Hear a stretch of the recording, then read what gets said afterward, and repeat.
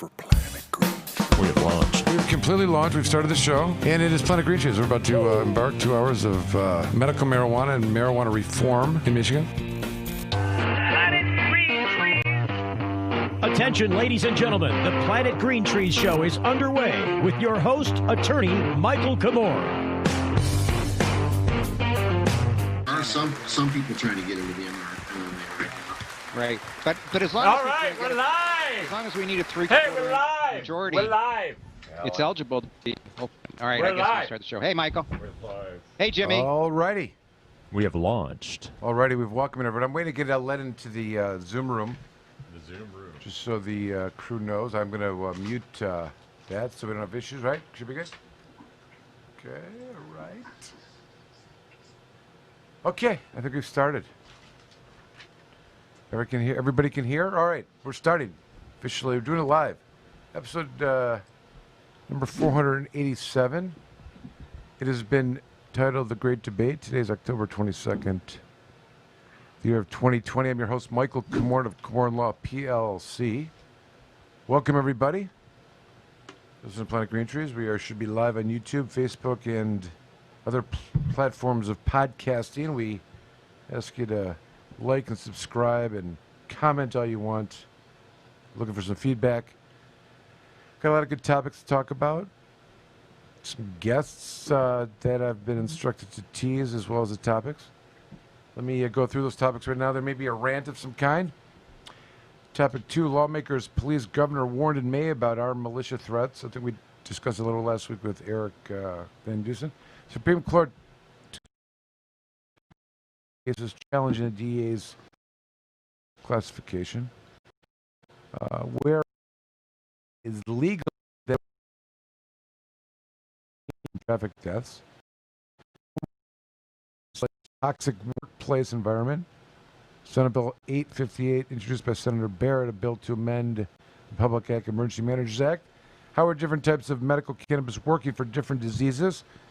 I'm going to suggest we talk about the endocannabinoid system and draft 4 and 5 of the current amendment proposals for the MRTA and MMFLA. These things are hot and in the area right now. Some things to talk about. We're going to get some input on that, I imagine. But before we do that, let me introduce all of our esteemed guests and colleagues that are joining us tonight to add to your entertainment. We'll start with the clowns in the bunker, wearing clown outfits. You can't see them. They're not very talkative, but trust me, they're wearing clown outfits. The Bunker Boys. Thanks, guys, for being here. And moving around the room, we have my dear friend Jim Powers, founder of Michigan Parents for Compassion, and our backup technical supervisor. Welcome, Jimmy Powers. It's not true. I'm not backing anything up. Good evening, everybody. It's good to be here. Looking forward to the show. I hear we, may roll into a little debate a little later. Debate. That's what Tommy told me. I don't know, but I love to debate. should be fun. But good to be here.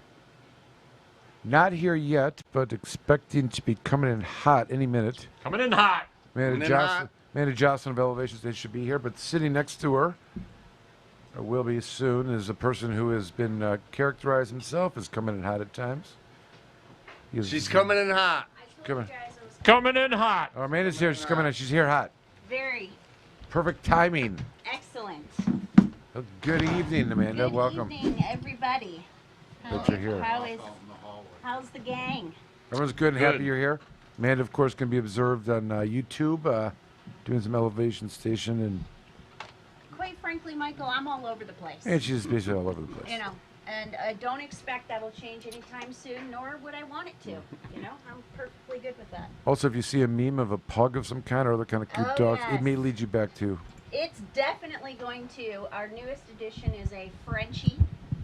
We have a pug, but our Frenchie, she has just turned probably She's a 3 youngin'. months. She's a 3 youngin'. months old. Anna loves Daisy.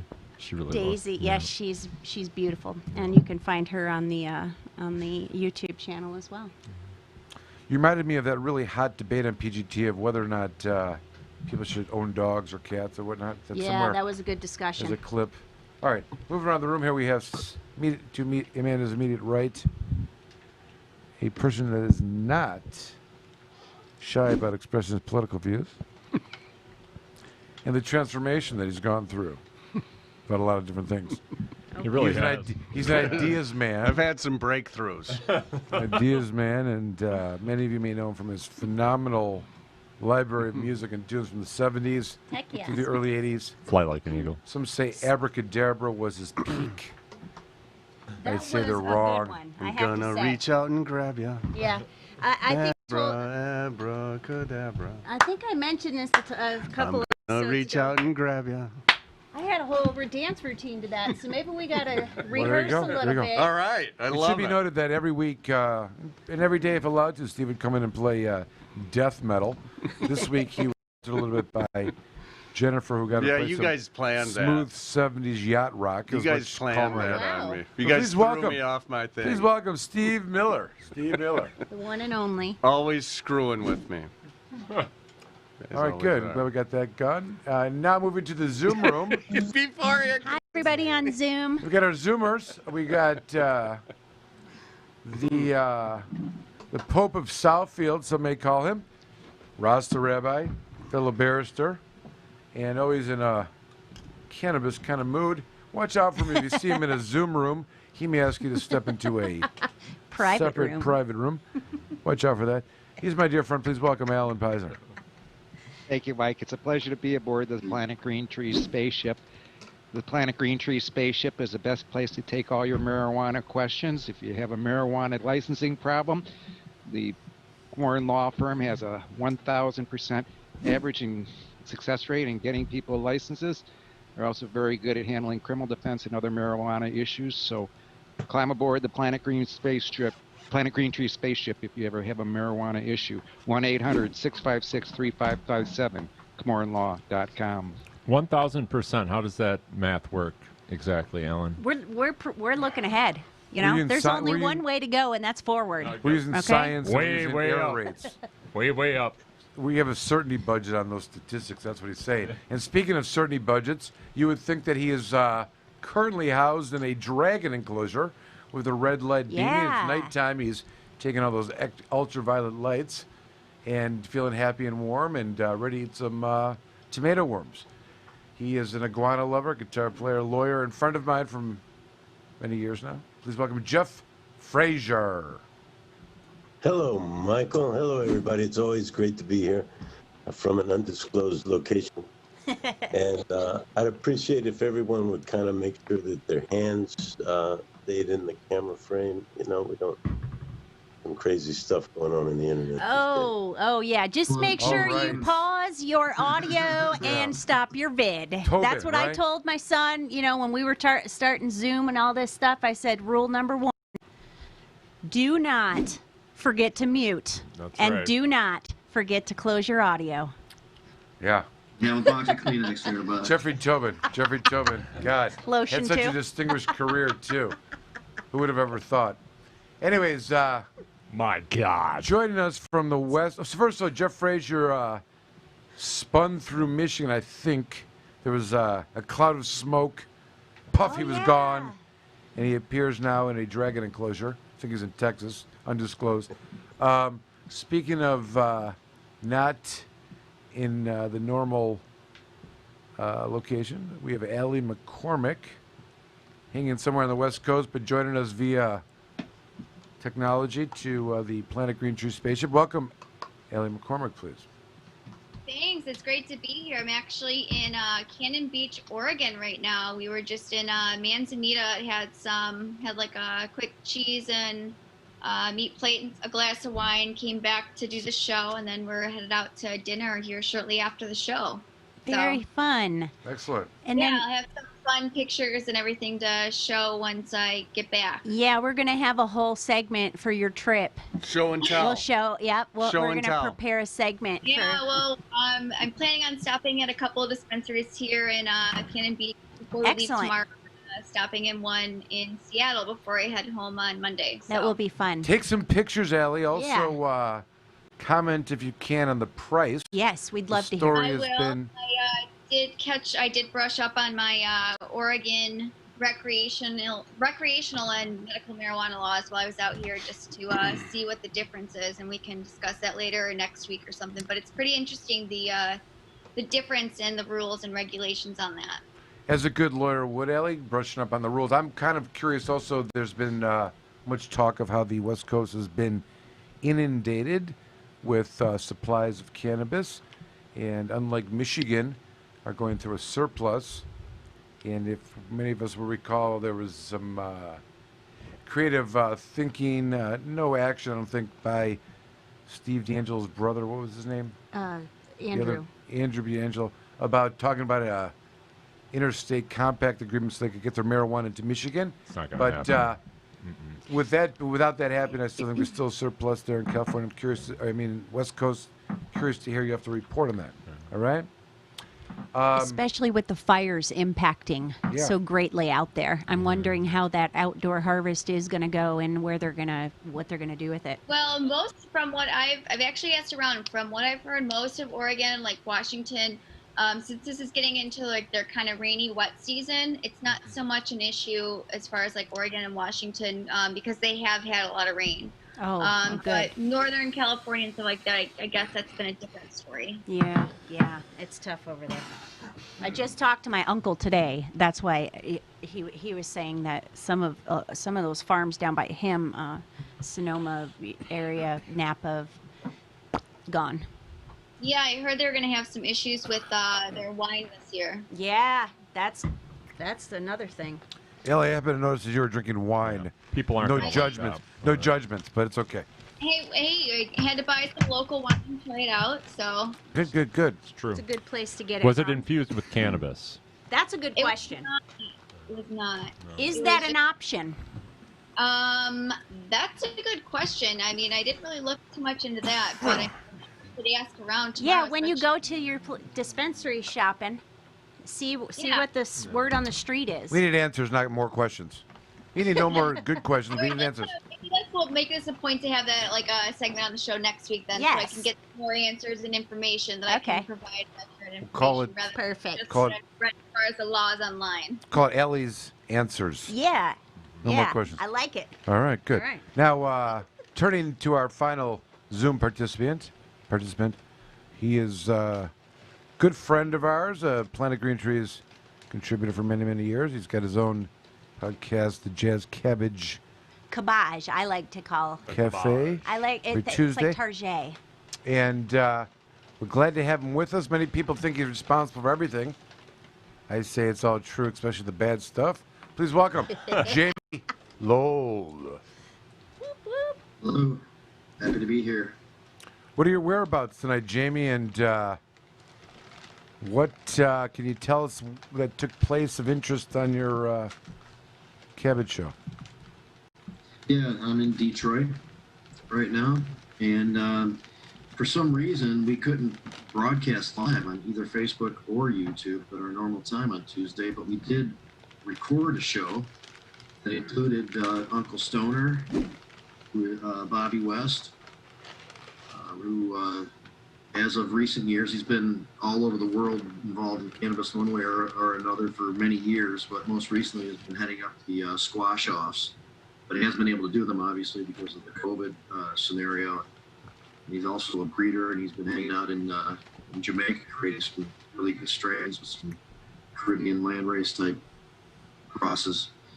And we had Danny Danko, former editor of High Times, for the Cultivation editor, High Times, who now is with the Northeast Leaf magazine and Grow Your Own Bud podcast. Of course, he's been on Planet Green Trees before a couple of times. He was in studio, and he had his book there at the time, which he's still selling on Amazon, which is a great beginner grower book.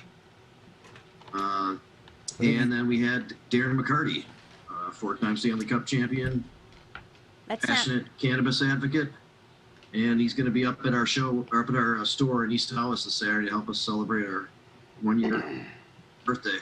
Excellent. Very nice. Excellent.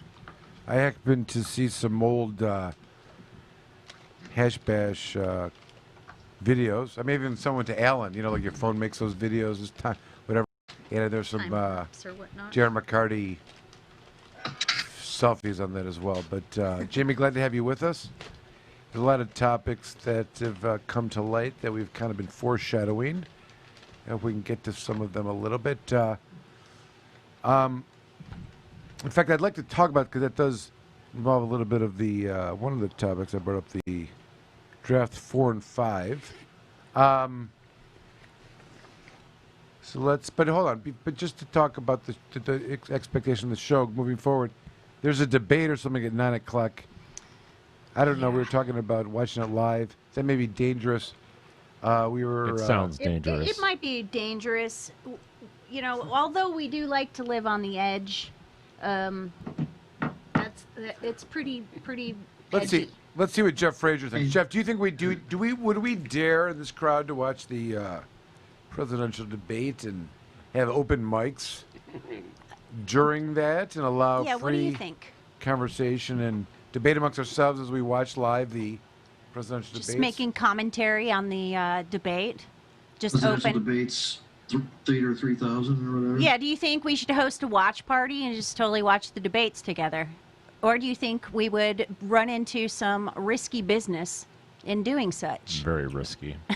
I can't And we're wait not to see talking how about, what's his name? What's his name from Risky Business? Tom Cruise. Tom Cruise. Yeah, that's it. That's it. Go ahead, Throwing Jeff. it way back. What do you say? I can't wait to see how they treat this mute button. That's going to be interesting. Oh, yeah. Well, in a way, we'd have to do the same thing, wouldn't we? Because if we let people in our crew here comment, we could only give each person like 2 minutes, right? And then they couldn't talk until everyone else got their 2 minutes, because it would be probably interrupting a lot. That seems How would that work? Like 2-minute, like rotating shit talker? Like you're just talking shit. Yeah, over you get them? 2 minutes Yeah, to talk you can shit. talk And then- shit. Shit in 2 minutes. You can totally talk. Yeah. Yeah, you can pack a lot of shit in there. But the bigger question, not so much how long and what are the rules, is should it even occur at all? Is there any way that there could be any kind of It occurs for positive? entertainment. It's not going to change any. I can't imagine at this point it's changing many people's minds. Not True. enough. You know what the tragedy is of all you- this? You say it every year.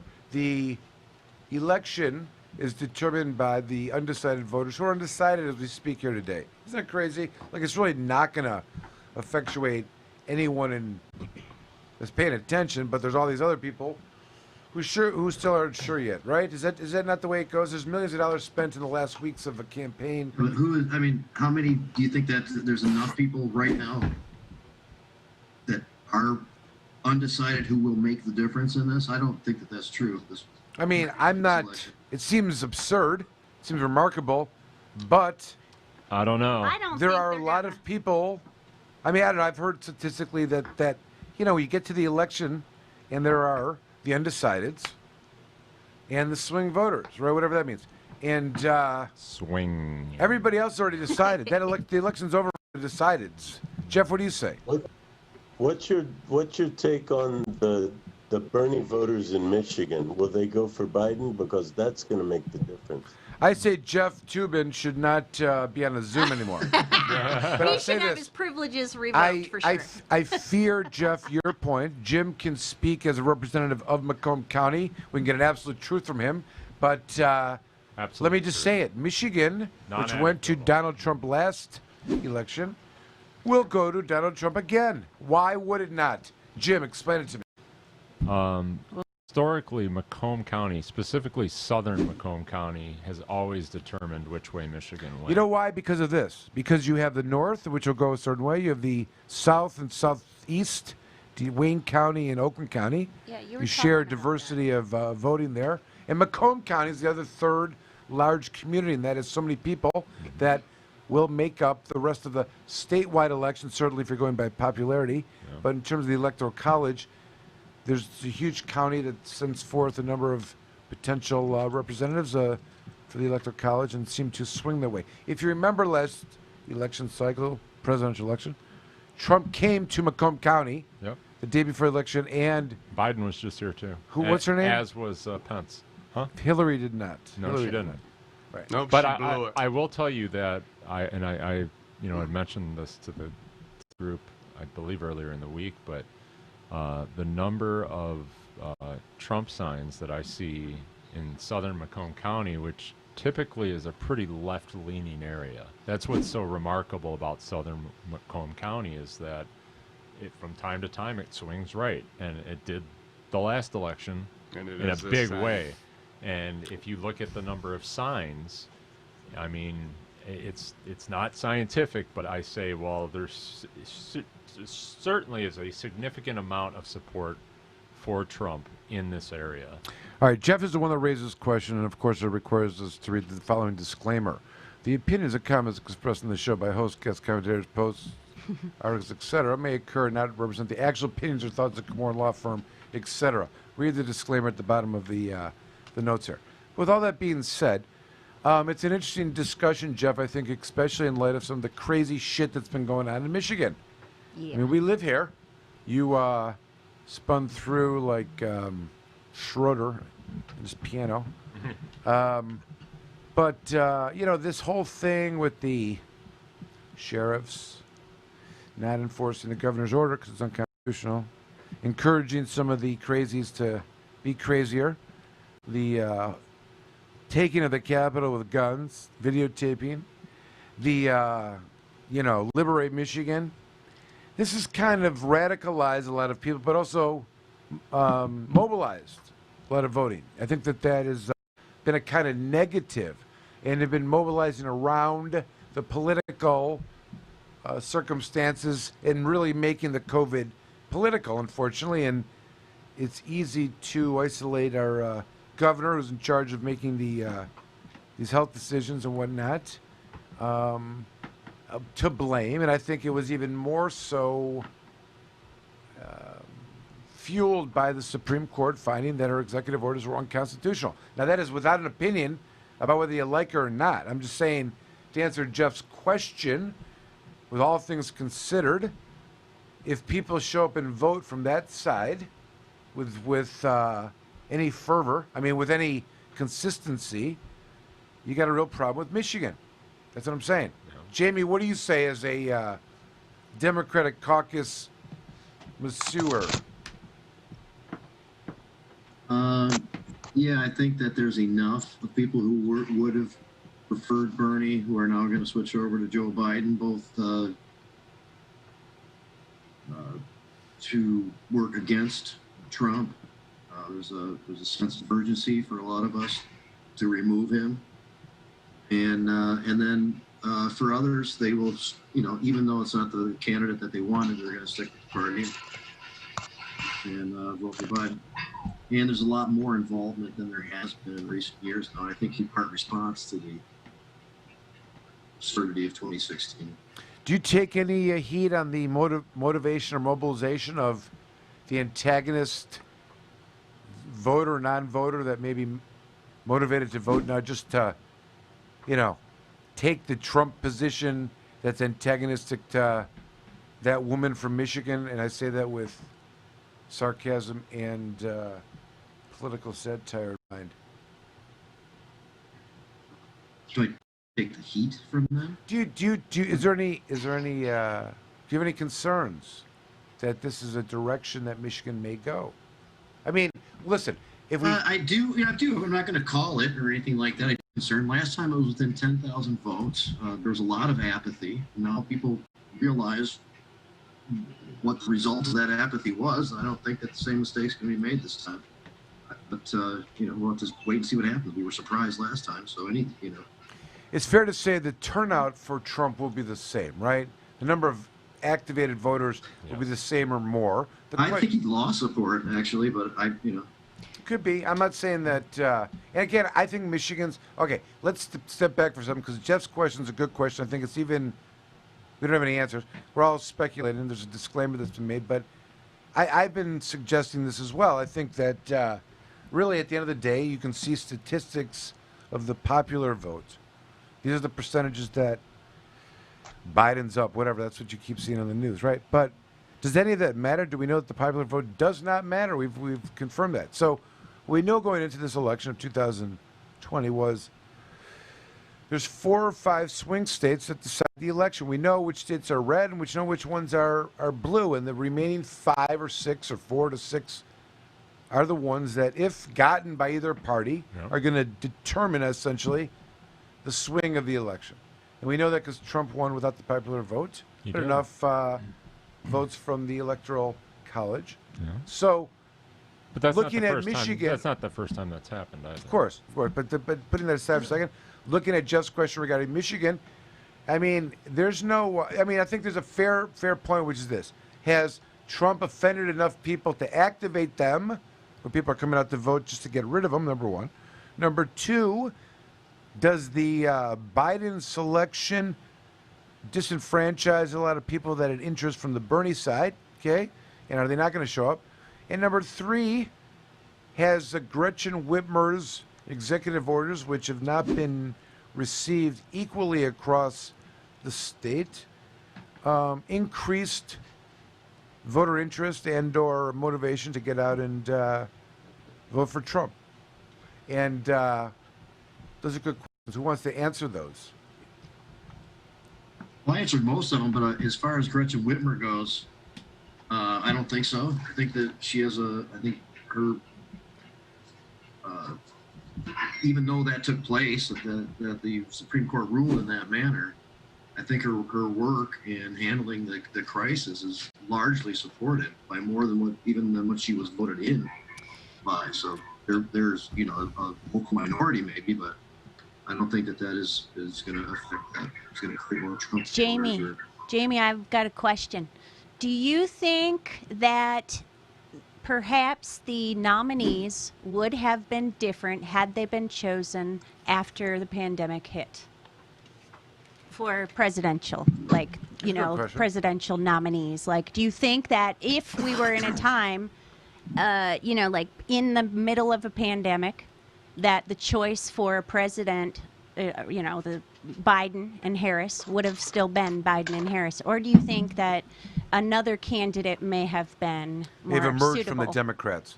In other words, that's a good question. I mean, they picked Biden. Biden. At one point, it was either going to be Bernie or Biden. At one point, So who do you think would have handled the pandemic in a better fashion those candidates? I think Biden would have handled it. His administration had a pandemic response team in place for this very thing. They predicted that it would happen at some point, and they also had a playbook on how to handle it. Both of those things were abandoned by Trump before then blowing off to anything about it for several weeks. I did hear about that one playbook. I think it was, during, like you say, Obama administration. Yeah, the Trump administration admitted to blowing it off after being pressed after a while. It was in response to the H1N1, wasn't it? Or whatever swine flu. It was in preparation for this something such as like this very this? thing. Yeah, it was predicted that it would happen at some point, and it did. And they were prepared for it. And Trump blew off the preparation that was in place. Does anybody think anything different? Like, what do you guys think? I think that's exactly right, and I think he knew how deadly it was, and he lied about it to everybody.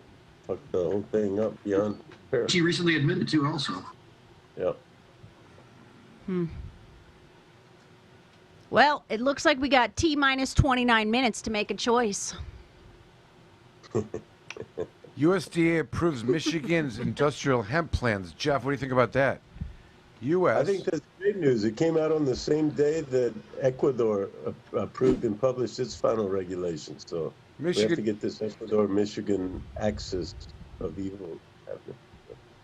All right, so the announcement was that on this date, which I think was October 21st, the Michigan Department of Agriculture and Rural Development industrial hemp plan is now USDA approved.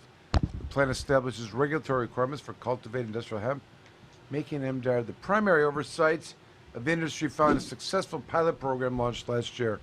Now 631 growers and 570 processor handlers participated in the pilot. Here we go. Here's another late edition. And a good one to always talk about here. Where recreational marijuana is legal, data shows minimal impact on teen use and traffic deaths. Wow. Wow. This is contrary to the Colorado Rocky Mountain High report, which is oftentimes referred to as the Bible for antagonists in support of recreational marijuana.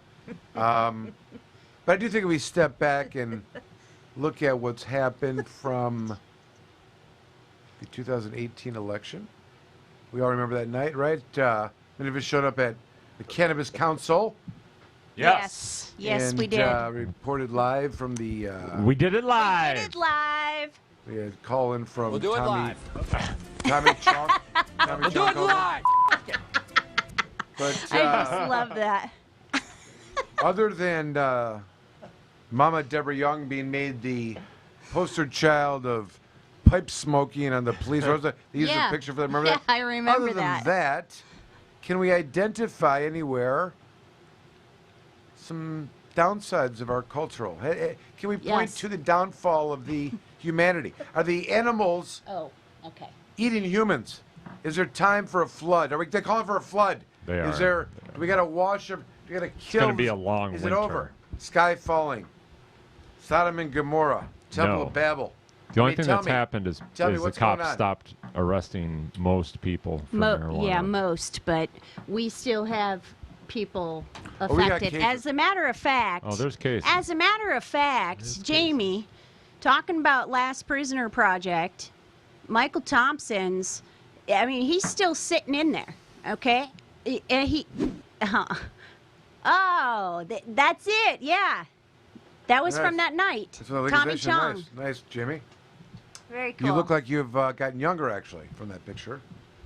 It's the sheer volume of cannabis intake. His endocannabinoid system is flourishing.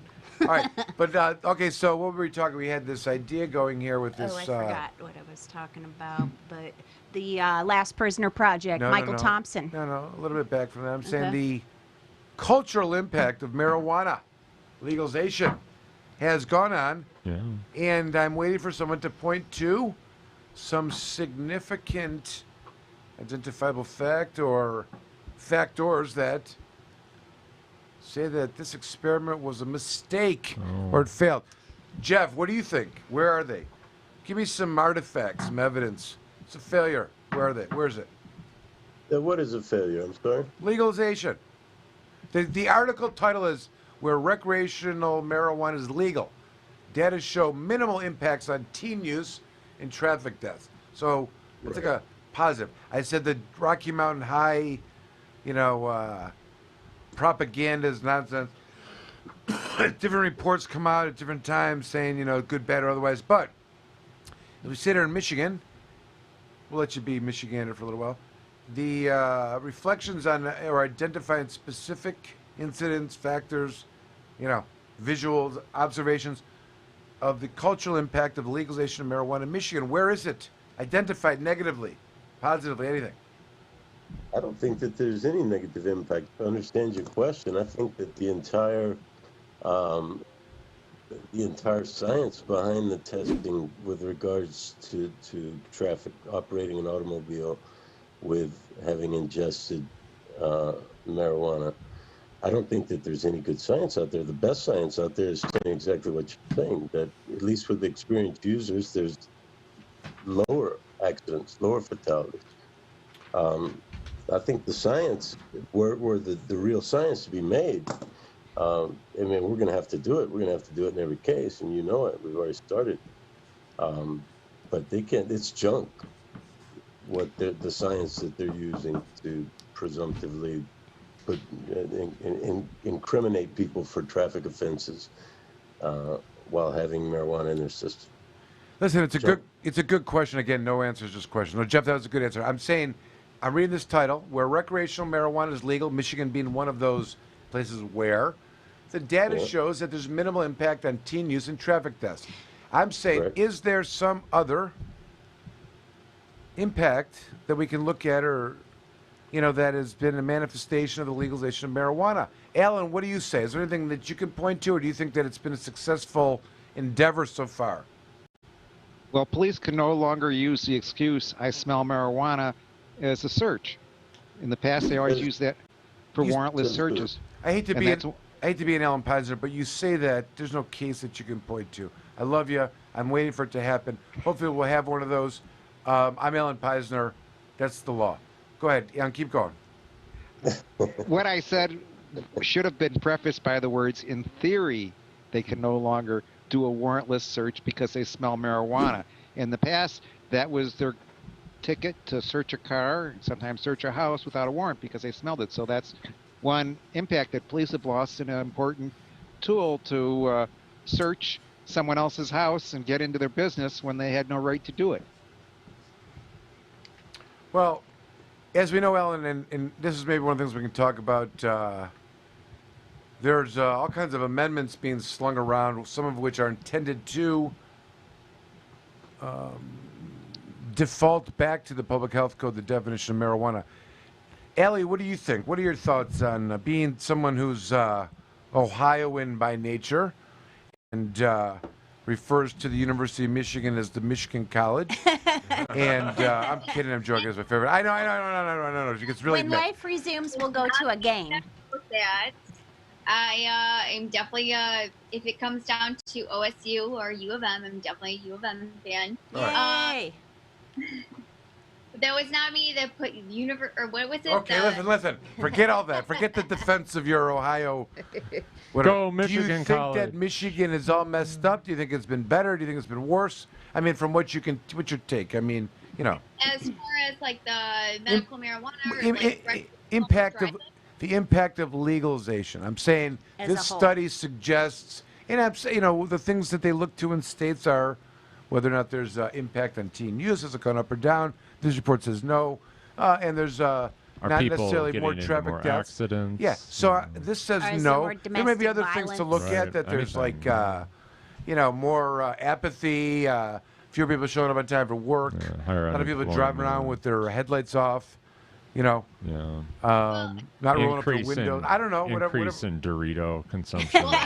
They did change the Taco Bell menu.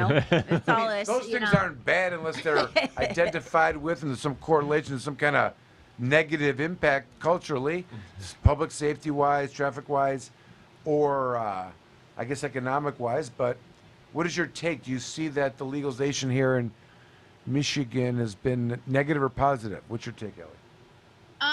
I mean, I feel like it's been positive in an aspect that it's taken a whole group and class of people that are being charged with felonies.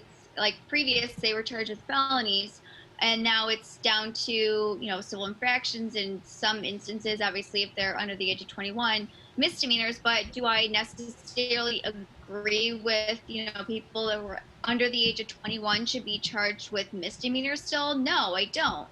And I think it's really a case-by-case basis. Like, say, for an example, if you are driving, you do a rolling stop through a stop sign and, you know, the police pull you over and they try to get you an OWI of marijuana, I don't necessarily think that's fair because when they do the blood draw and you have, like, a low, you know, amount of THC or marijuana in your system, and they try to go above and beyond and improve impairment just from a rolling stop, I don't think that's fair. I think it should be a case-by-case basis. Like, if you're driving, like, completely erratically and like a moron, obviously that's different.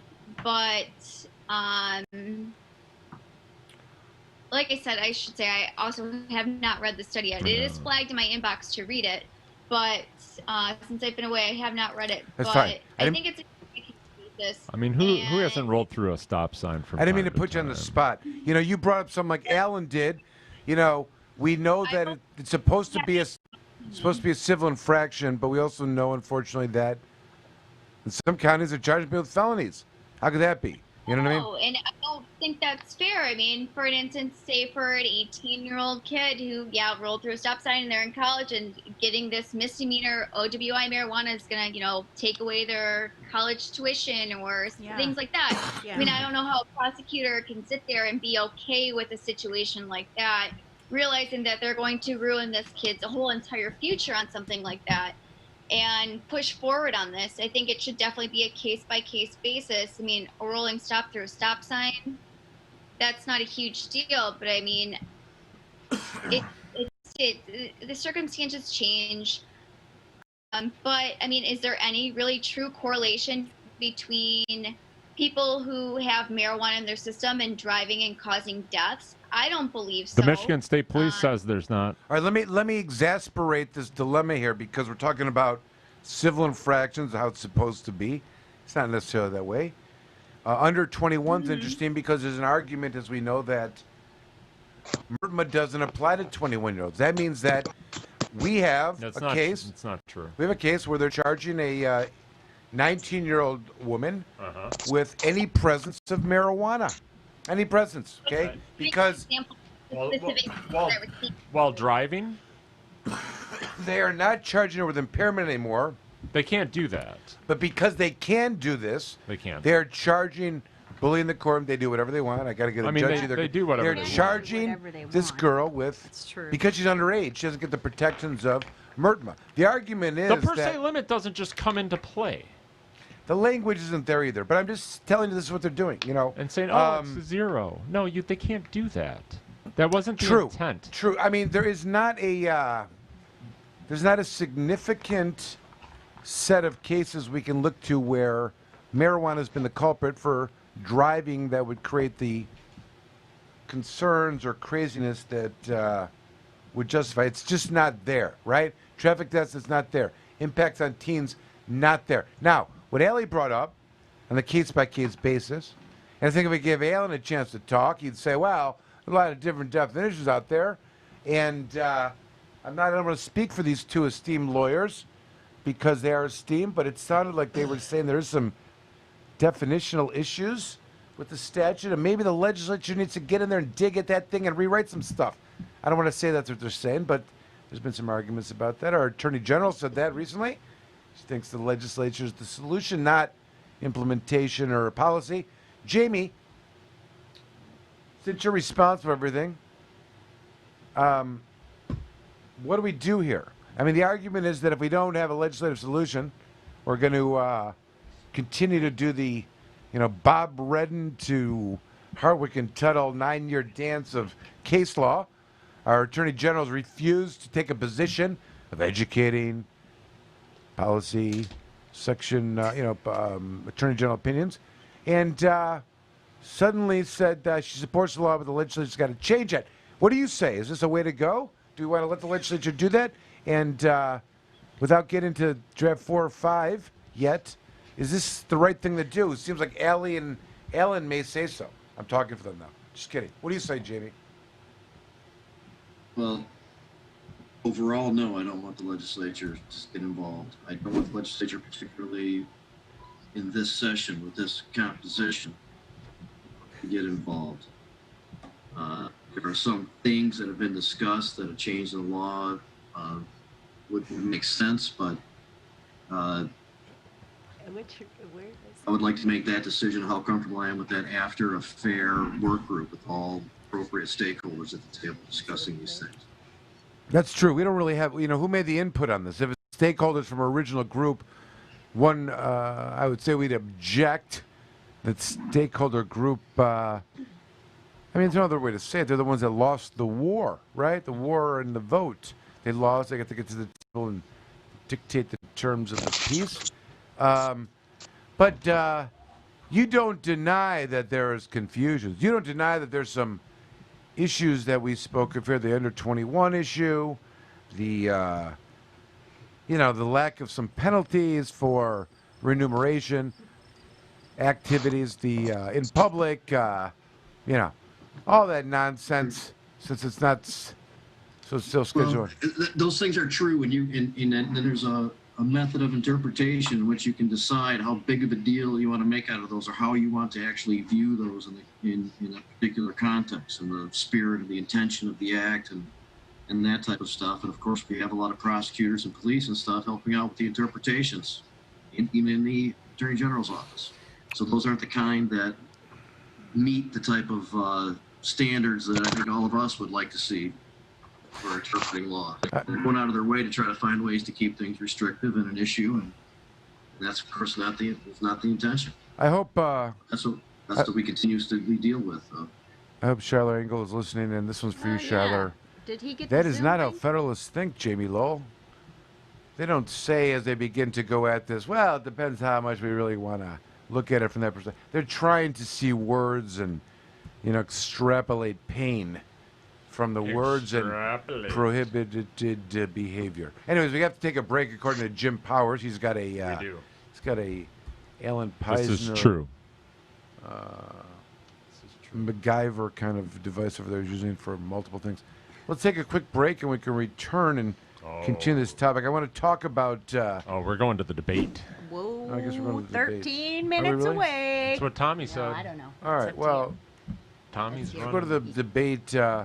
We should all agree in advance that we will comment, criticize, and retain you. friendships. Respectfully, yes. Respectfully. That's. I think the thing is that we would like to all be I'm leaving friends. at 9. I'm leaving at 9. You have noticed. I'm leaving. Why So can't view the we- debate No, as if you're entertainment.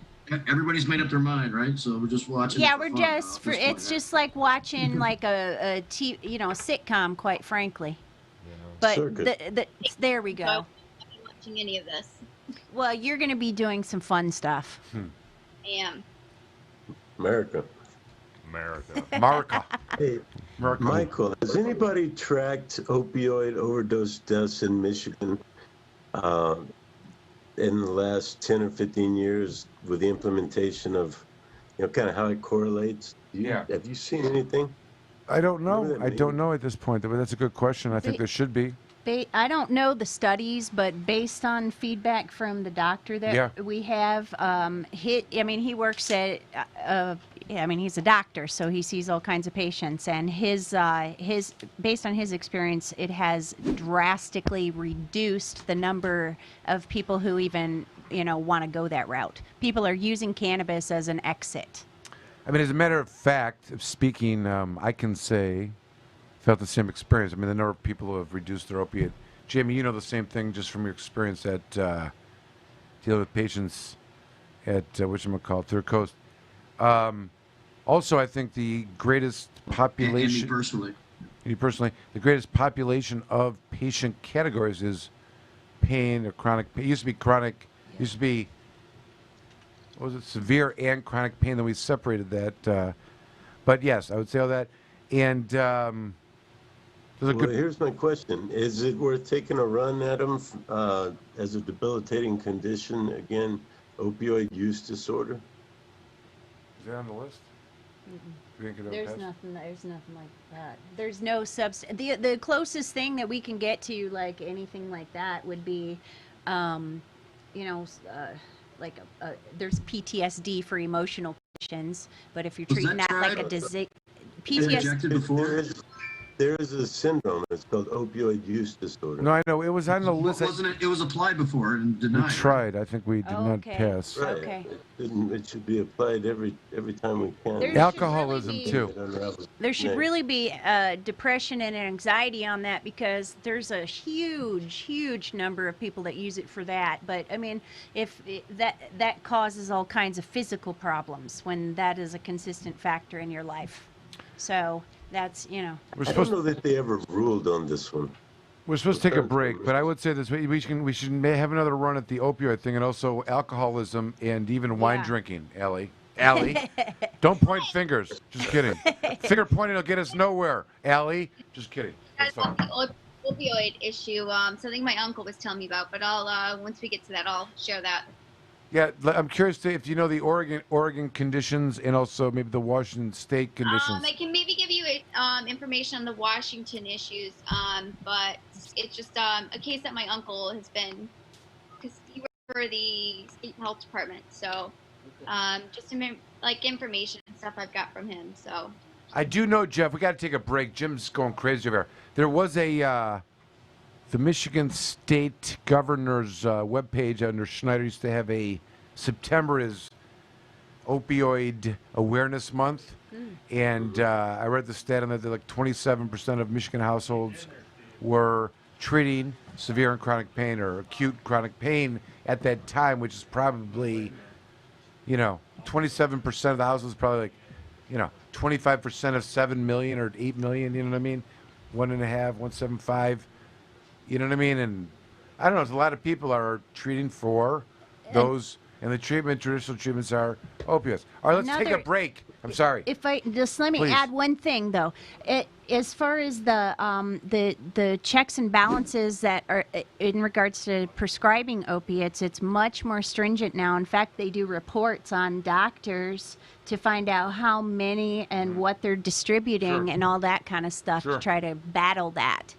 So, but sometimes they got all the patients hooked now. They're not letting the doctors treat them, running them into the streets and heroin use. Exactly. It's this vicious cycle. Yes. Simmer down. Yeah. Well. All right. Let's take a quick break. Please, all of our esteemed guests, stay with us if you can. And we are not going to go to the debate. We're going to fight that off as we can. Or watch it from afar. All right. We'll be right back. Listen to Planet Green Trees episode number 480 something. Yep. Okay. Yep. The great debate. Take us to a break, Tommy. It's time for Planet Green. We've launched. We've completely launched. We've started the show, and it is Planet Green Trees. We're about to embark 2 hours of medical marijuana and marijuana reform in Michigan. Attention, ladies and gentlemen. The Planet Green Trees Show. Join the Michigan Medical Marijuana Association today. MichiganMedicalMarijuana.org. The MMMA is focused on the well-being and safety of medical marijuana patients. The MMMA site provides the most comprehensive up-to-date news on legal issues, politics, research, cultivation, as well as the various strange products and methods of cannabis use. Come join the discussion with the most knowledgeable and passionate advocates in Michigan today. MichiganMedicalMarijuana.org.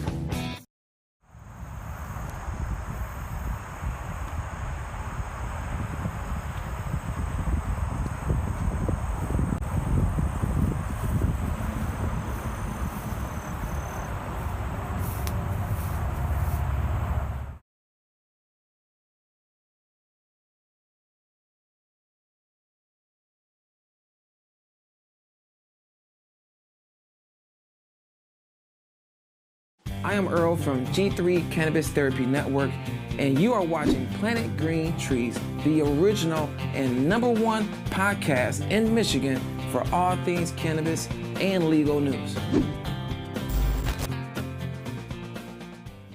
Hey folks, this is Amanda Jocelyn with the Amanda Report, sponsored by Komorn Law, aired on Planet Green Trees TV.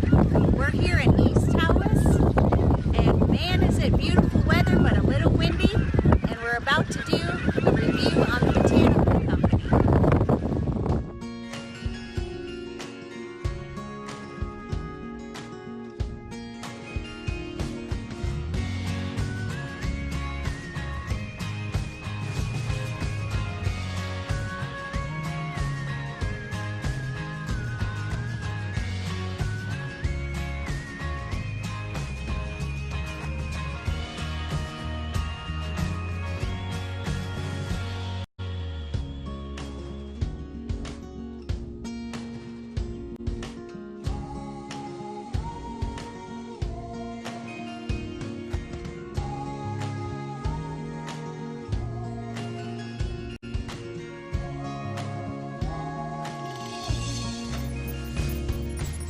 I'm here with Danielle, and we're at the Botanical Company in East Tawas.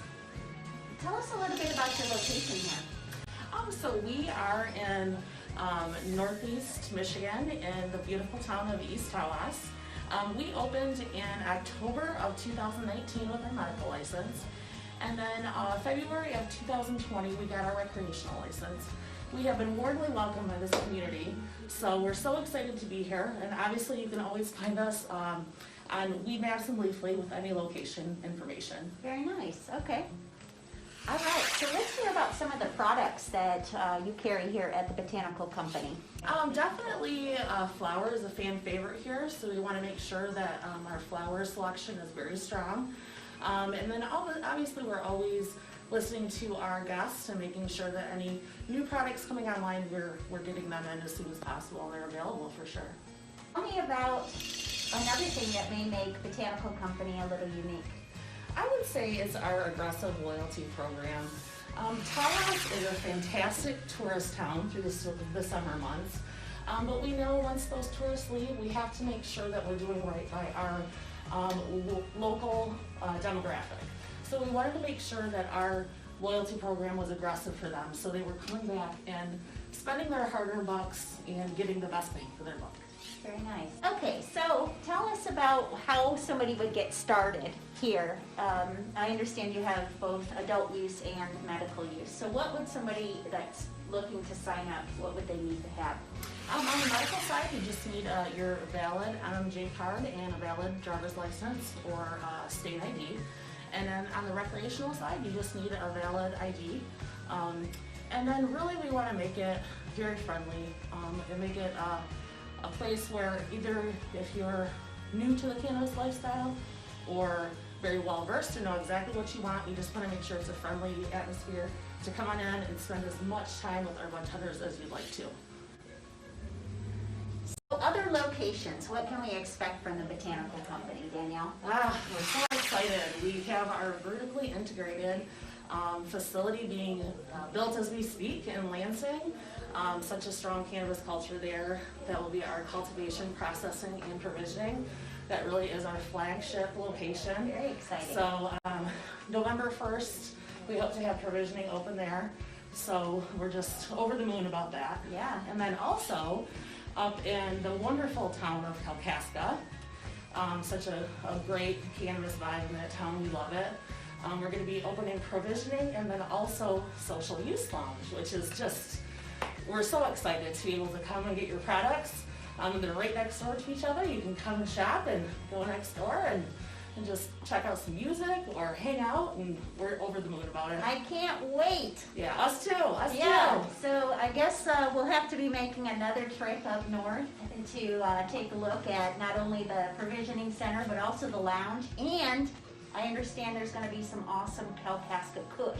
Oh, going on. Kalkushka. Kalkushka. For our friends at Real Leaf Solutions. Very nice. And Very it nice. is something that you can currently find at Tawas Store, and we will be obviously providing that at all of our locations, and it is phenomenal. Try it if you can find some. So keep your eyes open, folks, and we'll be reporting more with their Lansing location and their Kalkaska location.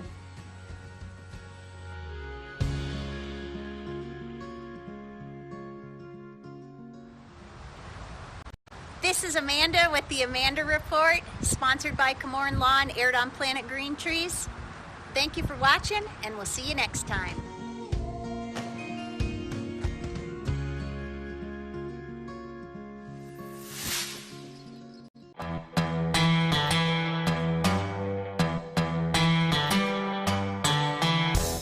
An important and historical farm crop in American agriculture is returned after having been classified as a controlled substance and illegal.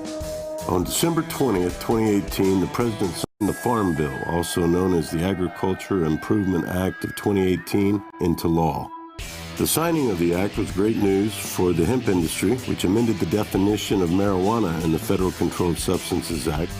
Hemp is now defined as the plant, Cannabis sativa L, and any part of the plant, growing or not, with less than 0.3% THC concentration on a dry basis. The plant itself is no longer a controlled substance.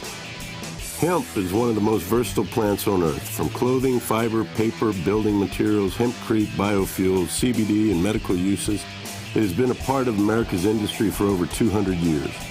Even the United States Constitution was drafted on hemp paper. The time is now. If you're thinking of getting in the farming or processing of hemp, contact our global experts, legal, and consultation teams to make sure that you're on the right road when you venture into the new hemp industrial revolution. Michigan Hemp Industries has been a leader and advocate for the return of the hemp industry, so come be a part of the new revolution in agriculture in Michigan.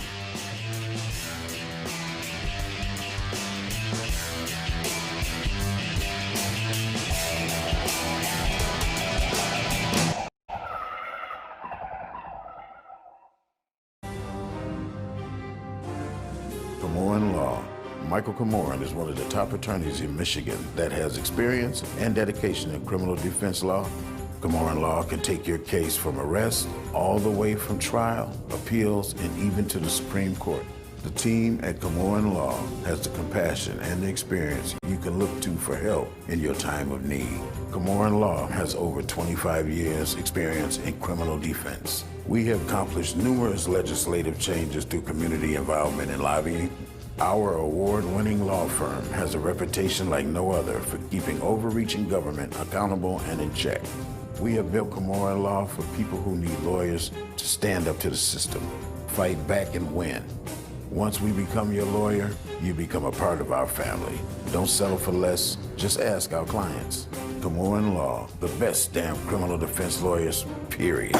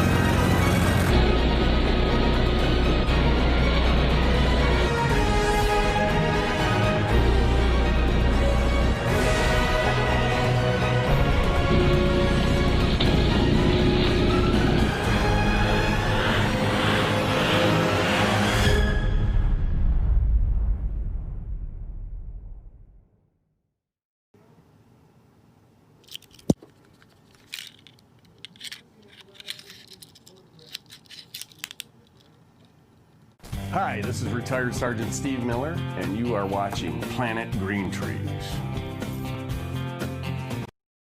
Here's Michael Komorn with more Planet Green Trees. The Planet Green Trees Show. Join the Michigan Medical Marijuana Association today, michiganmedicalmarijuana.org. The MMMA is focused on the well-being and safety of medical marijuana patients. The MMMA site provides the most comprehensive and up-to-date news on legal issues, politics, research, cultivation, as well as the various strange products and methods of cannabis use. Come join the discussion with the most knowledgeable and passionate advocates in Michigan today. michiganmedicalmarijuana.org.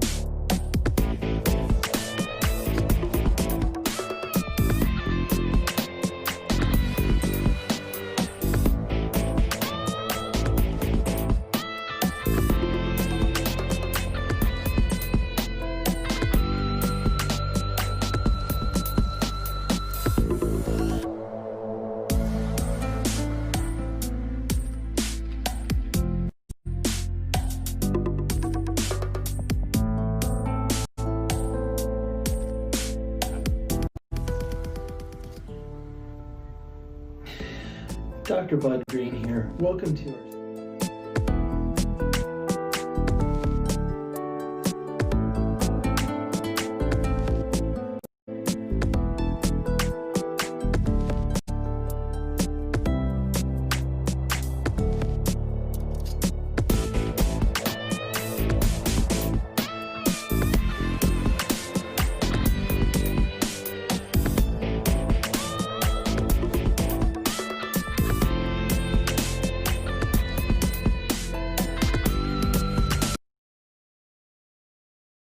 Bill Schuette led the charge against medical marijuana, and even after the will of the voters was decided and the support was enormous, he still continued to fight against the will of the voters, keeping patients the medicine that they need. So I think it's important that we all speak up on what we think about this initiative. But when the voters have their say, their will must stand.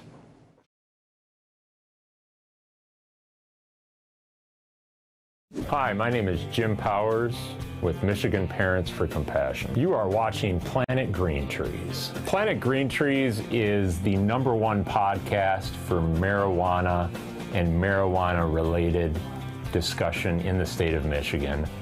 We've been at it for over a decade. There's no greater place to get your news, and there's no greater host in that we have attorney Michael Komorn, who you should absolutely call and contact for all of your legal needs.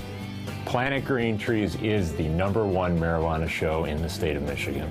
Tune in to Planet Green Trees every Thursday at 8 p.m.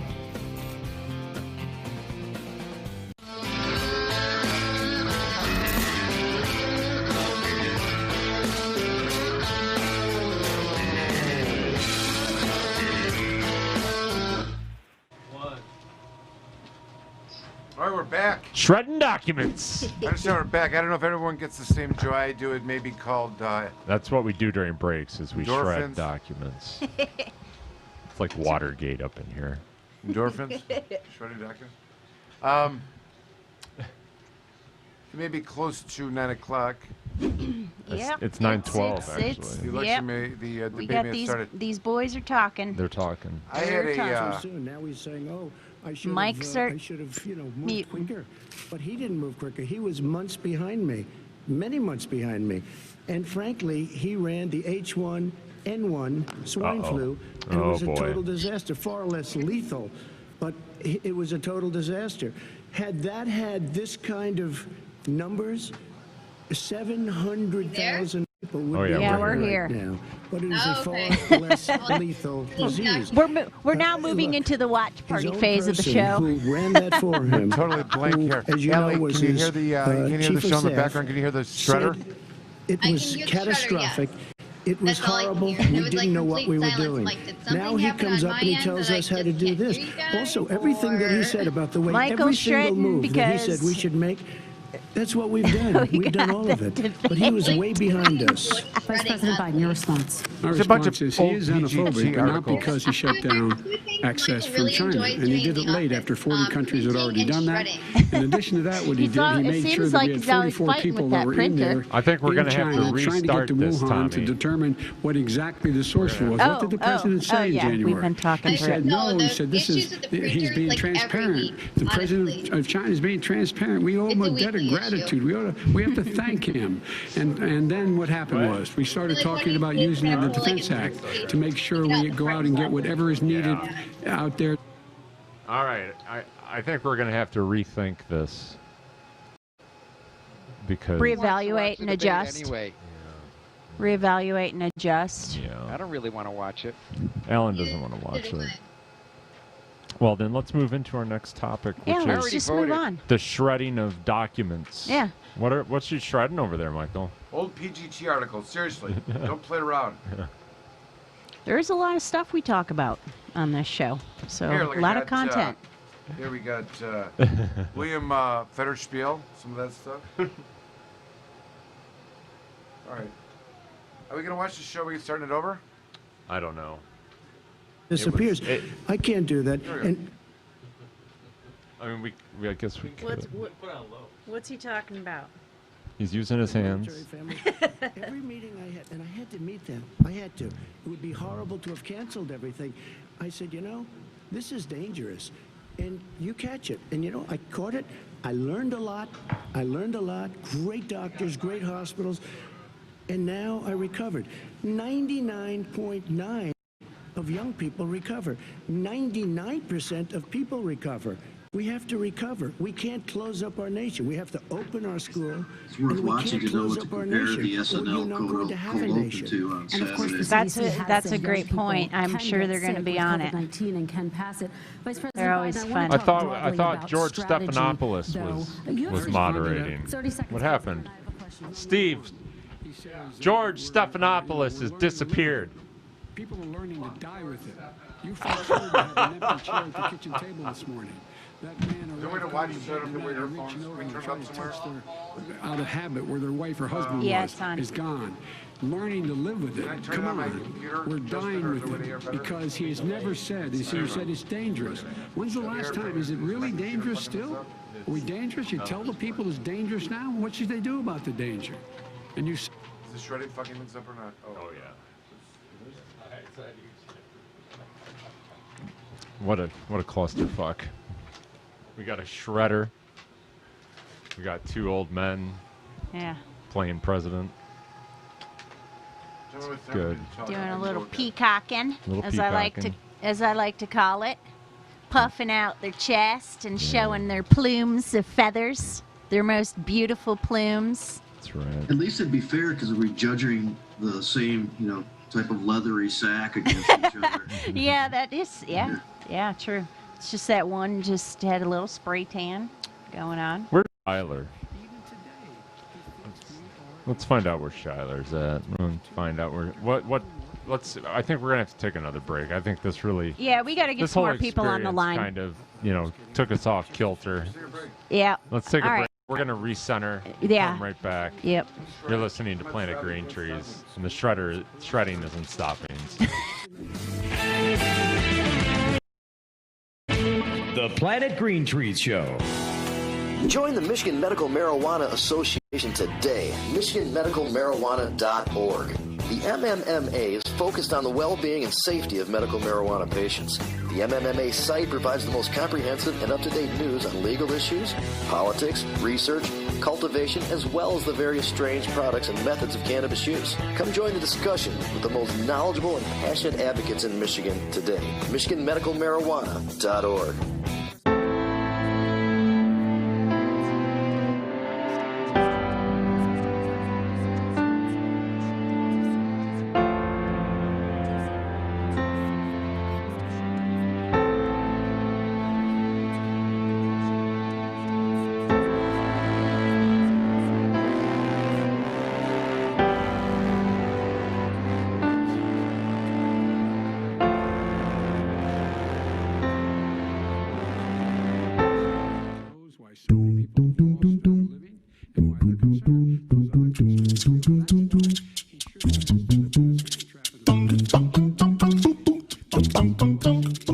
Hey everyone, it's Amanda Jocelyn from the Planet Green Trees, and I'm here with the Amanda Report.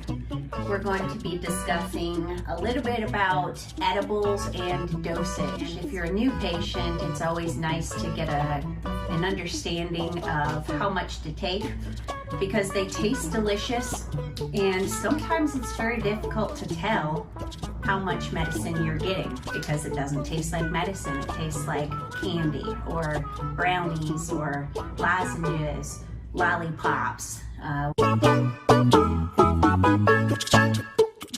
We see all kinds of different sour gummy bears and things like that. A lot of different choices when it comes to edibles. In addition to those things, you could also dive into the area of Rick Simpson oil, or RSO as it's commonly known. One of the important things to remember is that edible dosage is going to vary greatly based upon the individual user. People may be in a line and each of them are given a 100 milligram gummy bear, and if each of them eat it, they're all going to have very different experiences based upon their metabolism, based on medications that they're currently taking, based on their own just hormones. When we're talking about dosing, it's really important to consider all factors. If you're new to cannabis, your tolerance hasn't really built up that much, then you're going to want to take a low dosage and work your way up.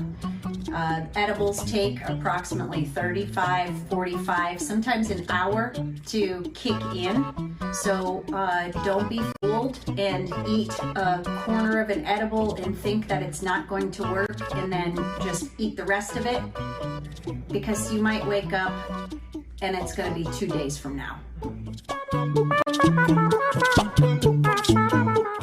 And unless you are really looking for a good sleep, maybe you don't want to sleep for 2 days. So the good news, no one has ever died from the use of cannabis in the documented history.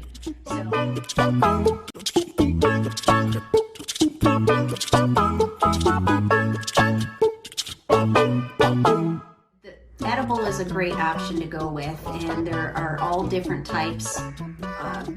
A basic dosage starts out at maybe 15 milligrams, and to treat chronic conditions, we go up to 100 milligrams and over. The effectiveness of this will be 4 to 6 hours, as opposed to when you're consuming and smoking it, and in that way it's about an hour and a half to 2 hours before you redose. And thank you guys for watching the Amanda Report. I'm going to go ahead and sign out now. It's sponsored by Komorn Law, and you can see us on Planet Green Trees. Thank you guys, and back to you.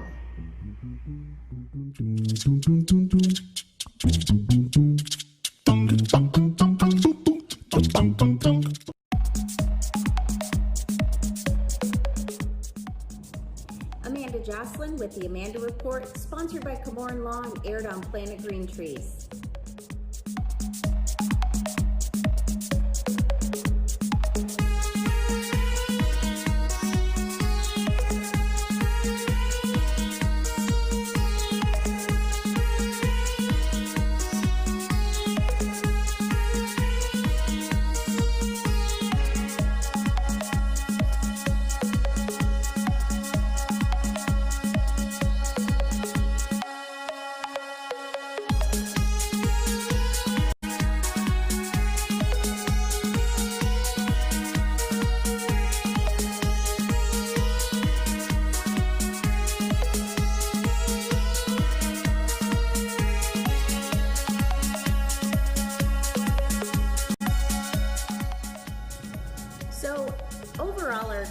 With Sticky was amazing.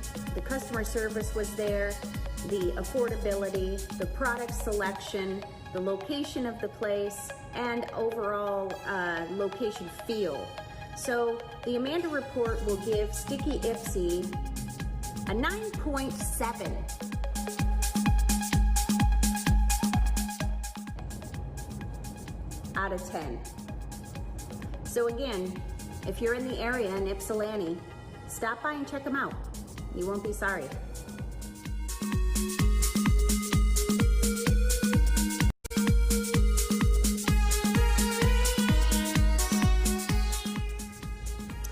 And folks, this is Amanda Jocelyn with the Amanda Report signing out. Stay safe, and we'll see you next time.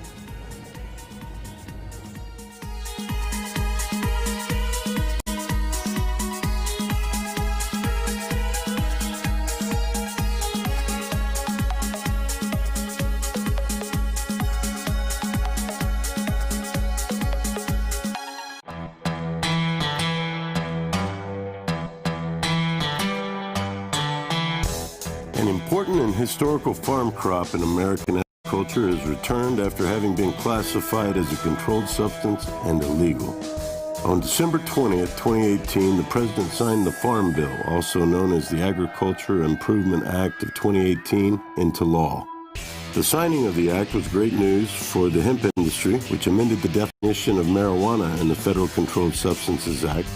Hemp is now defined as the plant, Cannabis sativa L, and any part of the plant, growing or not, with less than 0.3% THC concentration on a dry basis. The plant itself is no longer a controlled substance. Hemp is one of the most versatile plants on earth, from clothing, fiber, paper, building materials, hempcrete, biofuels, CBD, and medical uses. It has been a part of America's industry for over 200 years. Even the United States Constitution was drafted on hemp paper. The time is now. If you're thinking of getting in the farming or processing of hemp, contact our global experts, legal, and consultation teams to make sure that you're on the right road when you venture into the new hemp industrial revolution. Michigan Hemp Industries has been a leader and advocate for the return of the hemp industry, so come be a part of the new revolution in agriculture in Michigan.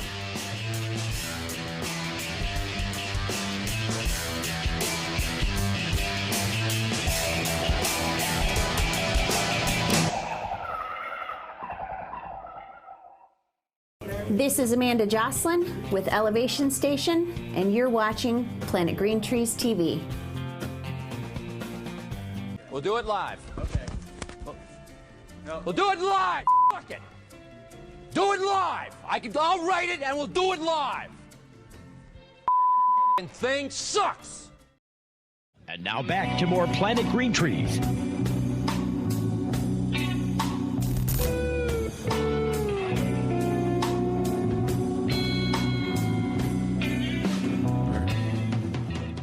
Traded out. We're back, Planet Green Trees, and I'm suggesting we're going to get the answer to what our next steps are by Alan Peinzer. Alan, what do you want to do? I want to talk about the differences between the Medical Marijuana Act and the Adult Use Act for outdoor cultivation. Oh, great topic. Great topic. That the problem is with the Medical Marijuana Act, you really can't grow outdoors. They corrected the defects with the Adult Use Act, but it's very difficult to grow outdoors for the Medical Marijuana Act. And I think that if we're talking about changing these laws, that's one thing that should be looked at, is to make the outdoor rules for growing the same, and the way they've adopted them in the Adult Use Act is the best set to use. Alan, then what I'm getting from you is you're in favor of the legislature amending the laws. I'm sorry that you feel that way. Or are you one that the legislature needs to change it, but not this legislature? Yeah, I'm with Jamie on that. Number one, I don't want to change it too fast. Number two, I'm scared of changing it in lame duck. And number three, any changes that are done have to be studied very carefully. We've learned in the past, every time they've changed it, they've made things worse for us. With little subtleties that it's been hard to detect at the time, and that's why we need careful study. Yep. You got to give to get, Alan. Well, the law was passed, the MMA was passed in 2008. 2012 was the first amendments. It took 4 years. Right. Before any amendments were made. A lot of that was brought about by, there's some introduction of some legislation, some lame duck stuff. But the implementation and enforcement came from law enforcement and the head law enforcement agency, state police, and the leader himself, Bill Schuette. Do you think we are using stupid terms and expecting miracles from an unproducing legislature that can't spell miracle to produce some kind of good legislation to fix this? Or would it be easier to not allow them to take pen to paper and instead expect and respect the authority of the Attorney General to do that? What do you say, Jamie?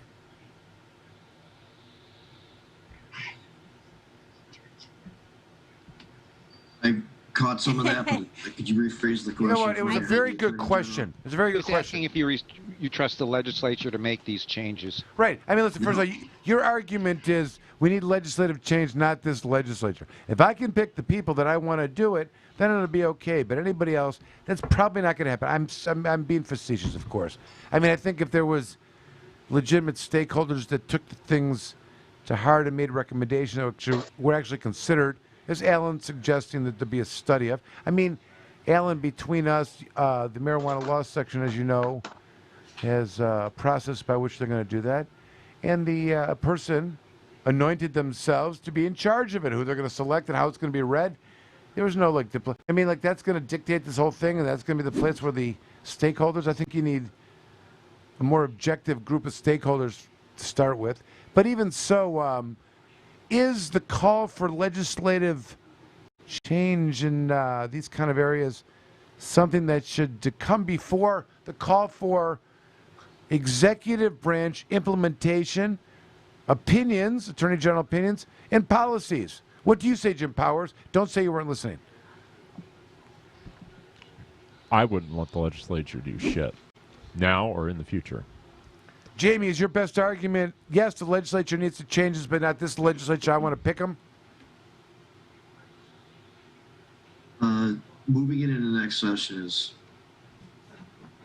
where I'd like to start with right now. Don't do that. No. Mm-mm. Recognize how bad the composition of this particular legislature is reasonable for that purpose. You wanna Doesn't mean that we get a great legislature next time, but, it won't be this one. All these legislatures were voted in at the same time Dana was, right? Because it's every 2 years for them. And I don't know. I thought it was 4. No, it's a lot 2. of change. It's 2 But for it's the still House. a majority of people, and a lot of the people who've been around for a long time have worked in opposition to reasonable cannabis laws. So there will be some changes for next. Dan was telling me earlier that he completely trusts the legislature to make these changes. Yeah. He puts all his faith in the Dan legislature. does have a very strong belief in the legislature and the government's. I want to bring this up. It's one of the things on my list here. And I passed on this video. It was a time when we had different participants on the show before, I don't know, sometimes the politics kind of separates some things. But there was an ongoing discussion, and I remember the core of the argument was essentially whether we're going to trust the government to fix these problems or not, and what the concerns may be. And this woman, her name is Jeanette Warner, jumped in, and she said, we know that. And she that said, maybe this is a different kind of opportunity. Maybe it's not about trusting the government for us as the people to discuss all the issues that are now being exposed during the COVID. For example, importing medicine from out of the country, all these non-essential cases where they say, it's adjourn, we'll call you when we need you to come back, whereas before they got you running on probation every week and testing you. And the things go down the line over and over and over again. The way we were living and the way that we were able to live when things were declared essential and not essential. In fact, it exposed to a certain extent that a majority of our economy was running on quote-unquote non-essential businesses, right? Because there was a number of businesses that were shut down.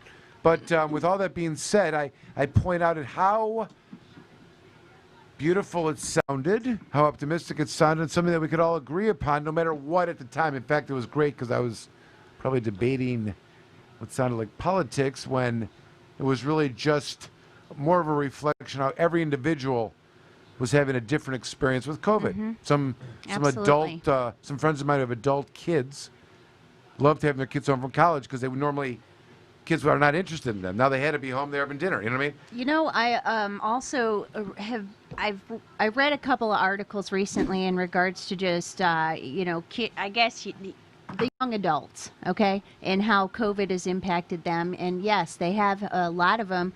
There was like a 20% increase of kids that had to move back home to live with their parents, and quite frankly, they just can't even survive, and they have this student debt, and and now they've been going to school possibly three years or about to graduate, and now they've realized that whatever they went to school for, guess what? Post-COVID, it might not even be a viable opportunity for them to get into that field. Like communication or something.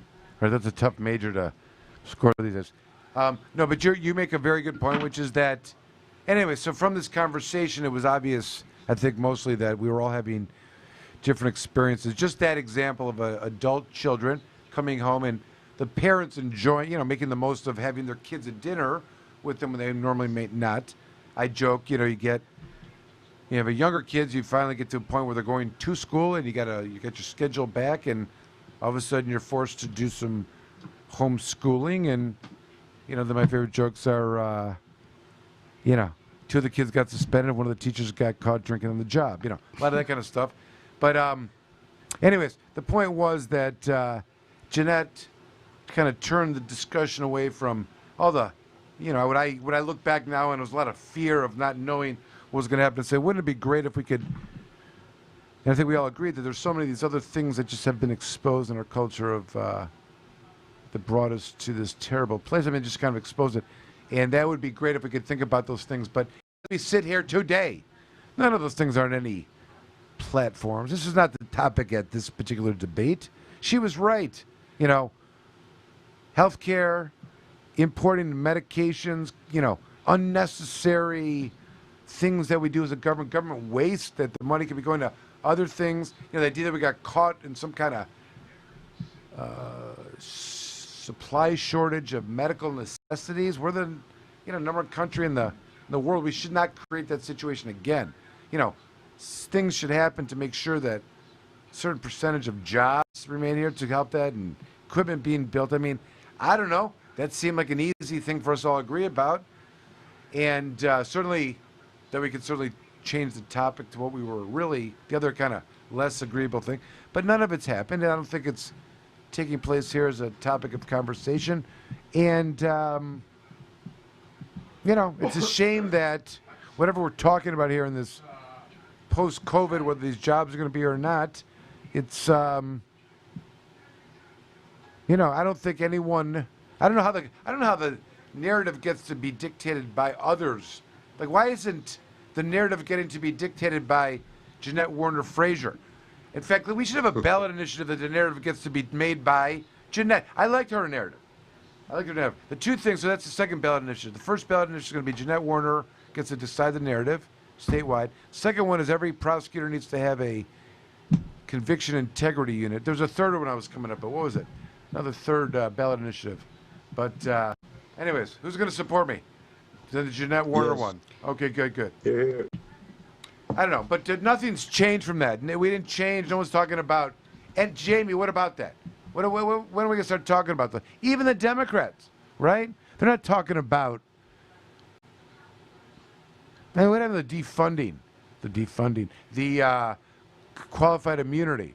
That was really kind of a manifestation a little bit. But even before that, we had all these, unnecessary cases that had been exposed, all this lack of medicine, the healthcare dilemmas at, nursing homes and retirement homes. Why aren't the Democrats talking about this, or the Republicans? What do you guys think? Jamie left. Frazier, what do you say? Okay, Jamie's back. Go ahead, Jamie. I think kids in Michigan should go to school from April through December, outdoors.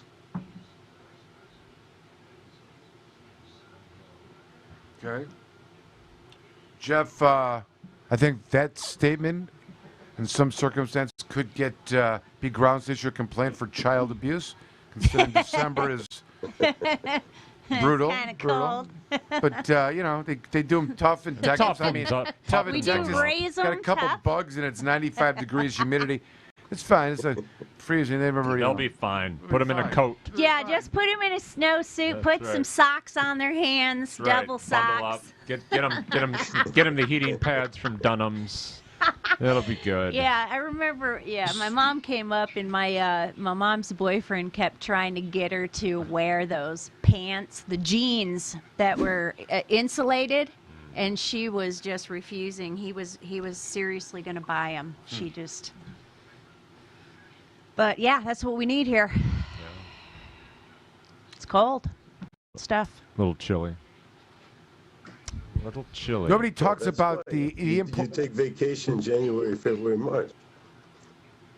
Why are we talking about manufacturing medications in the United States? Why are we talking about bringing jobs back for that, right? That was one of the things that passed the conversation at the beginning. Why are we talking about the amount of needs of our imports? And I don't know, and talk about nationalism, make America great again or whatever. You know, force Americans to hire American and force Americans to buy American. Is that blasphemy? It might be.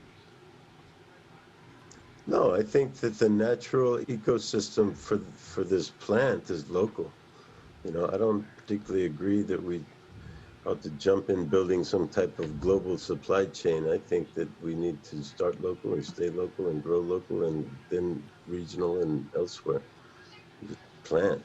I was talking general. I disagree. I was talking I general think economics, but we can talk about marijuana. Go ahead. No, I think cannabis is something that's global. Traditionally, Russian hemp was always the best in the world, and it caused the War of 1812.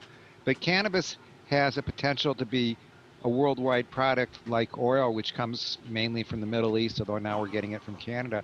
Cannabis has that same potential to be a crop that can benefit the world, and it should be grown in the places where it grows the best. It has many more benefits than the medical benefits that we talk about on this show.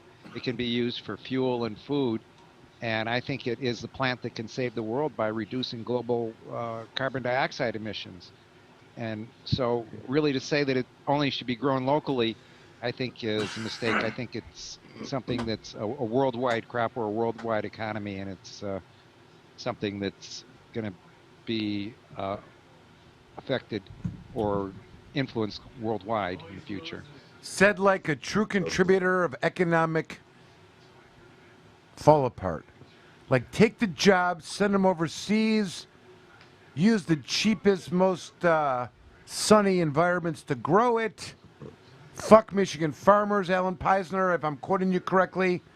And what else, Alan? What else are you saying? I didn't say that. Yeah, you I didn't did. say we shouldn't grow Yes, it. you did. I'm saying that Michigan farmers can sell it to people in Canada or any place else. Yeah, your product should be able to be traded globally ultimately. How are Michigan farmers going to compete with? We would like to retain enough of the production, the processing to add value to the whole thing. You know what I'm saying? I Build think on local economy. hemp, sure. If we want to Also, transfer the not hemp, instead of, but also. but I'm not sure medicine should be imported from other places. You know, I think local economy plays into this a lot. And, you know, I mean, if, like I say, if we're talking about hemp, sure, but not medicine. Jeff Frazier has been quoted as saying Michigan can't compete with Uruguay. They can't compete with Medellin. You know, some of these Colombia. These other countries have all year round hemp, you know, petri dishes to grow it in. Michigan's a limited season. At least 4 or 6 months that they cannot. It may be better for the manufacturing. That seems to be a history of production and industry in Michigan. What do you say, Jeff? Jeff, are you saying fuck Michigan farmers too? Go ahead.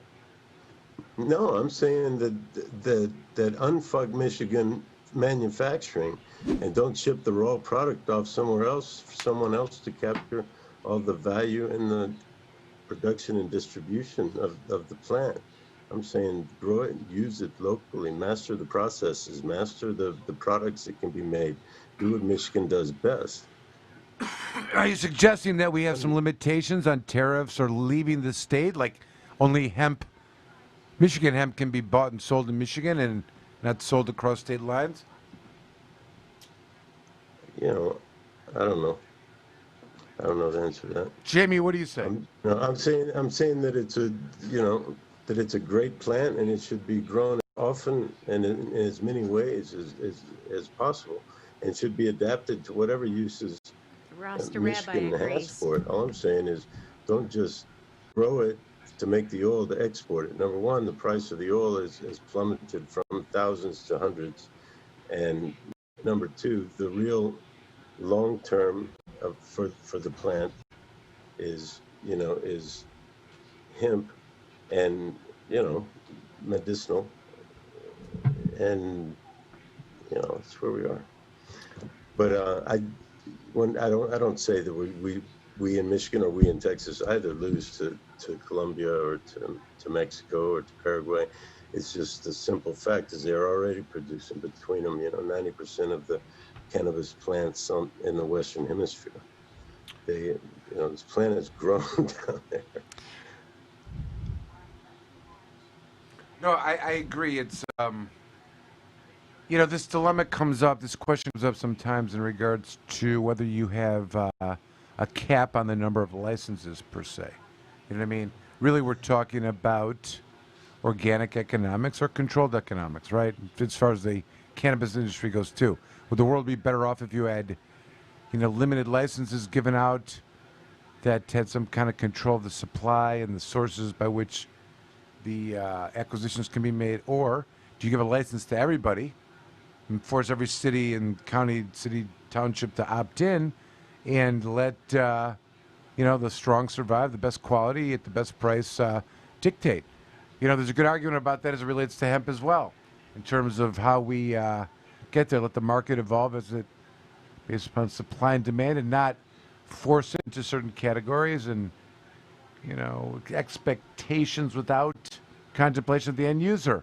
What do you say, Alan? You sound like you're looking very who am I thinking In of? the zone, maybe. John Smith, that's not the person. That's John Smith and Pocahontas. Who am I thinking of? John? No. Who's the? John Locke. I'm sorry, John Locke. And laissez-faire. Alan, you're looking that way. Let's hear it from you. Well, first of all, I think that cannabis has a lot more potential than medicine.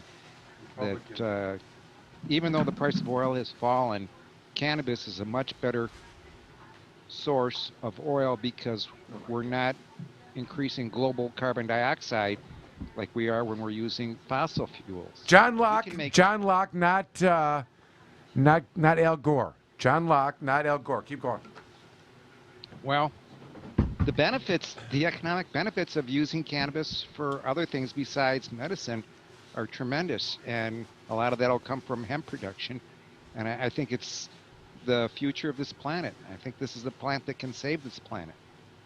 Economics, now, what is the best way to do these kind of things? Are we going to, if we're going total global, that means that the places that can grow it the best will grow it the best and ultimately be the best at growing it. The places that manufacture it and can house it and produce it, et cetera, those places will develop too. That's kind of the evolution of the economics, right? The Right. places where they have good points of connection become the trade routes, or et cetera, right? That's how civilizations are born. All right. With that being said, and that's kind of the idea that you are propagating here, do you agree with the same as it relates to marijuana? Do you see the state of Michigan at some point being, international, nationally connected to other states? Do we want, all the D'Angelo weed from California coming into Michigan and bringing the price down, and, all the growers and growers licensed don't get to have that experience of low supply, and they can run the tables and can sell it for $4,000 to $5,000 a pound? Do they not deserve that, Alan? Just kidding. I feel sorry. I feel very sorry for the growers who had to put up so much money for those MMFLA licenses. I feel they've been treated unfairly.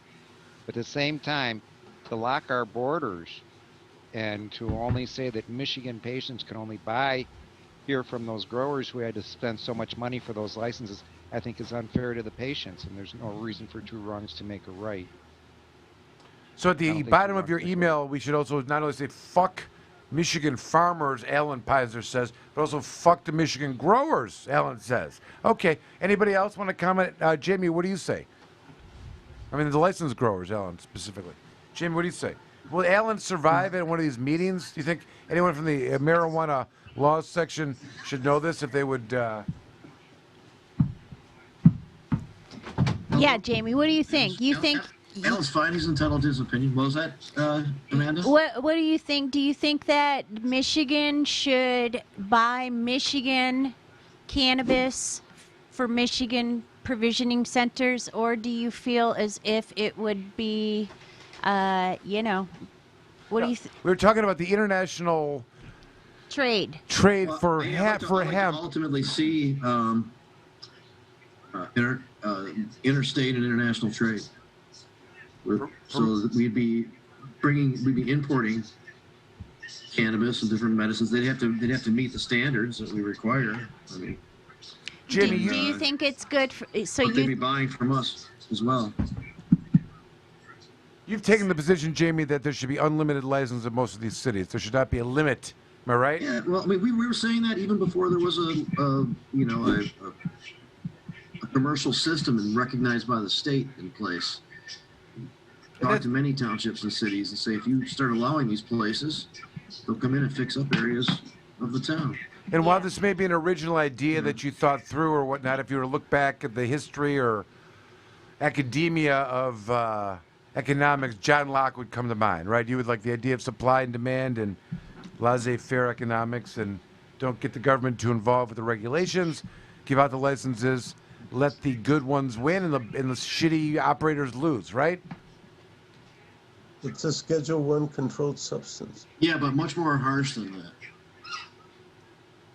that. Yeah, and the government's profiting quite a bit. Jamie, who are you commenting to me or to Jeff Frazier for the Schedule I? I was commenting to you mainly. Okay. Much harsher, okay. All right, should we take a poll? Who's winning the debate as we speak? I'm not sure. I'm kind of listening to it over here. It's entertaining. Is it? We waited since 17, 18. What does a win mean? Or, I don't think that necessarily. Well, are each being like, are they Here I go. fighting? Here's a win. That's a good question. What's a win at this debate? That's a good question. A win at this debate is, it is unremarkable. There's nothing to report on. Seems like a couple of politicians spitting off, and we're polite, normal, and all the normal things that are supposed to take place took place. Yeah. That would be a win. Yeah. And whoever wins, we all lose. Yeah. So, Yeah. there's that. Well, I mean, it's like you hate to be the glass half empty type of person, but it's just like, what do? You got it is exhausting any way you look at it, right? It's constant. And it's getting intense. I mean, I wish it would just already happen, and so everybody can get back to normal, because I'm about tired of this stuff. I mean, let's just get it on, for the love. And then we got to deal with the fallout, okay? And so then, whatever that may be. What's the fallout? Second Amendment rights and Tax, in some cases, like standing militia comes into effect. Third Amendment, maybe, which is the standing quarters. Jeff, what do you say? What's that look like? I've actually filed a Third Amendment lawsuit. I also, with several other amendments I threw in there, about the argument that these narcotics multi-jurisdictional task forces are effectively occupying towns, violating the quartering, the constitutional prohibition against quartering of troops. The Third Amendment hadn't got too much joy, but you could argue, actually, that the Third Amendment, one of the things it's meant to be protected against is pandemics, because these soldiers are coming in there and bringing in smallpox and all kind of diseases and all this kind of shit. And so I would argue that the Third Amendment gives you a right to be free from government contamination by pathogens. That's all I got. If Trump loses, does he leave peacefully? Is the election going to be called on the day of the election? How long will it take for the write-in ballots to get counted? What are the swing states that are slow in the postal services? It's going to be horrible. Yep. It's going to be horrible. And, I mean, with how much tension has been out there since, it may be February, I guess, is when the real stuff started hitting the fan. It's just gotten, this is just terrible. It needs to get over. It needs to end. Jamie, if he loses, do you think he leaves or do you think he stays? Leave. Like, I don't leave. Do you think he's gonna do you think he's gonna make a big to do about it?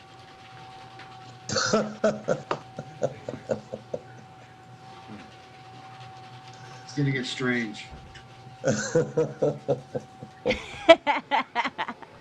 I'm wondering if he's not gonna try to be like, Beautiful question. use an Air Force one last time to get dropped off in a foreign country before the end of the year.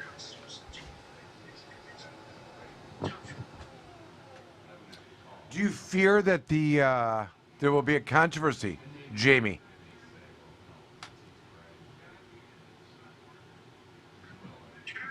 There will be a controversy. It's the seeds are already being sown. Right. Just hear the conversation and hear what's going to be argued after the election. Right. None of those answers are really responsive. But we're talking about politics, so let's talk about different contexts where answers are given and reported on, and there's different concepts about it. But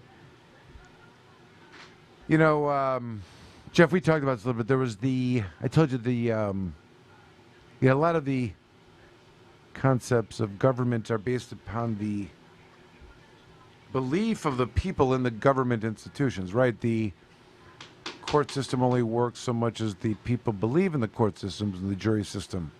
And that's what it was. It was Scalia commenting on, if there's a crisis in our country, and there's been several, one of which was the Gore-Bush hanging Chad. The hanging Chad. Not to be confused with Chad Carr, but the hanging Chad debate in Florida, and an application was Those were filed. the good old days. And Scalia said, how can we not take that case? And they essentially, the judicial branch, decided, because they're the final arbiter of battles between the branches, they made a decision. And you know what happened? Because of that system, things went back to normal. The people bought it. I mean, I think a lot of it had Gore opposed it and objected. There may have been some kind of, pushback and whatnot, but he accepted it, right? Yeah, Because we're a country of laws, not of women or men.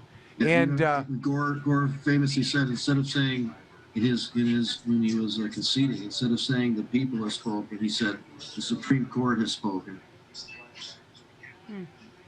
Just for a bit of history and trivia in this discussion. Okay, that's fine. And just like what's her face could have said, the Electoral College has spoken, right? Not the people, really. But anyways, that was a situation where we had a crisis, right? A transfer of power crisis, constitutional, and we have a built-in system. Had we had a parliament or a prime minister and a majority party parliament, I don't know that we would have. Would we have made that, Jeff? Would we have gotten out of that? I don't know. Unless you have the unless you have the judicial branch. Gore conceded. Gore conceded. The question is, do you think Trump will concede? Well, that's what I'm saying. Now, what I'm saying is, Never. The Ever. final legal, the way our system's set up, Marbury versus Madison, final decision is there. You either accept it or you don't accept it. Scalia's point was, of course, we had to take the case. We gave our opinion. The people accepted it, and we moved on. That was 2001 or something like that. Is that right? Yeah, I believe so. Anyways, so we faced that. There's been other situations like that in the past, right? No, it was earlier than that. Was it? Wasn't it George W. 2 or 1? 2. Yeah, it was 2000 election. Yeah, 2000 election. Went into 2001. Right. 2000, not 2011. I said 2000. Oh, sorry. Okay. I missed Right, but there's been other crises in the past. For example, does everyone know Jimmy Hoffa was pardoned for jury tampering by Richard Nixon? Think about that for a second. Think about that. This is a weird fact I recently came upon. Convicted, sentenced to prison for 50. All right, what other constitutional crises are we dealing with? We've got the Kennedy assassination, right, and the transfer of power to Lyndon Johnson, the swearing in on the airplane. Who swore that in? Was that John Paul Stevens? Is he the bass player for the Who? No, I'm kidding. The Zeppelin. Who swears them in there on that plane? Jeff? It was a black woman judge. I don't remember her name. What? The Kennedy Johnson swearing in? Yep. All right, never mind. That was what other constitutional crisis existed like this that we could point to where, the people accepted because said, nah, we're not buying that. Where the legislature was in such a dispute, the representative of the people couldn't agree on shit. They had to go to another branch that overrode, by representative authority, because they're probably the farthest extended representative authority, right? The judicial branch of the Supreme Court is. What was the one that sparked the Civil War? I always forget. The judicial decision, Dred Scott. Yeah, Dred versus Scott. Dred Scott decision, you're right. Yeah, Dred Scott. What is the IRAC to that, Alan, please? Whether or not slaves are property. And in Dred Scott, they said slaves are property, and Southern slave owners could go to northern states and retrieve their property and bring them back. And? And well, the Supreme Court affirmed the decision, and it was reversed by the war between the states and the 13th Amendment. And the 14th. Well, there you go. There's no confidence in that decision, and they went to war, right? That's what happens. Yeah. Yeah. You know what I mean? That's what happens. Like I if you get don't, it. I get what you're like saying. we have mechanisms to make sure shit works.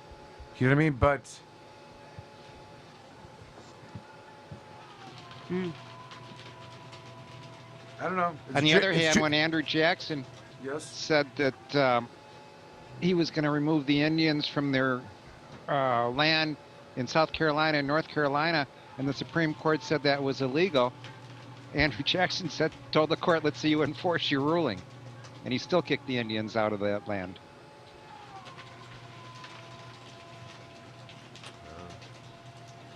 Are you channeling your inner Richard Nixon now with the paper shredder, or? It's kind of comforting. You should put it on, record an hour of it and put it on. A little white noise. Go to sleep to it. why would Richard Nixon pardon Jimmy Hoffa? Explain that. What is there? Jimmy Hoffa's from Indiana, Penstown. Came to Michigan, got involved in unionizing workers' rights. A lot of allegations of his involvement with the mob. He then went to prison for 15 years, was pardoned by Richard Nixon. Yeah. Why is Richard Nixon pardoning him? Explain that. He's connected. Think about who he stands for. He's like connected. the champion of workers. Yeah. Champion of workers. Do you think that was Nixon's I don't know. I know electorate? Jimmy Hoffa had access to a lot of union money. He did. He probably made a huge political He was in donation. prison. He was removed from the union leadership. When he got out, his whole life he tried to get back into it. Couldn't do it.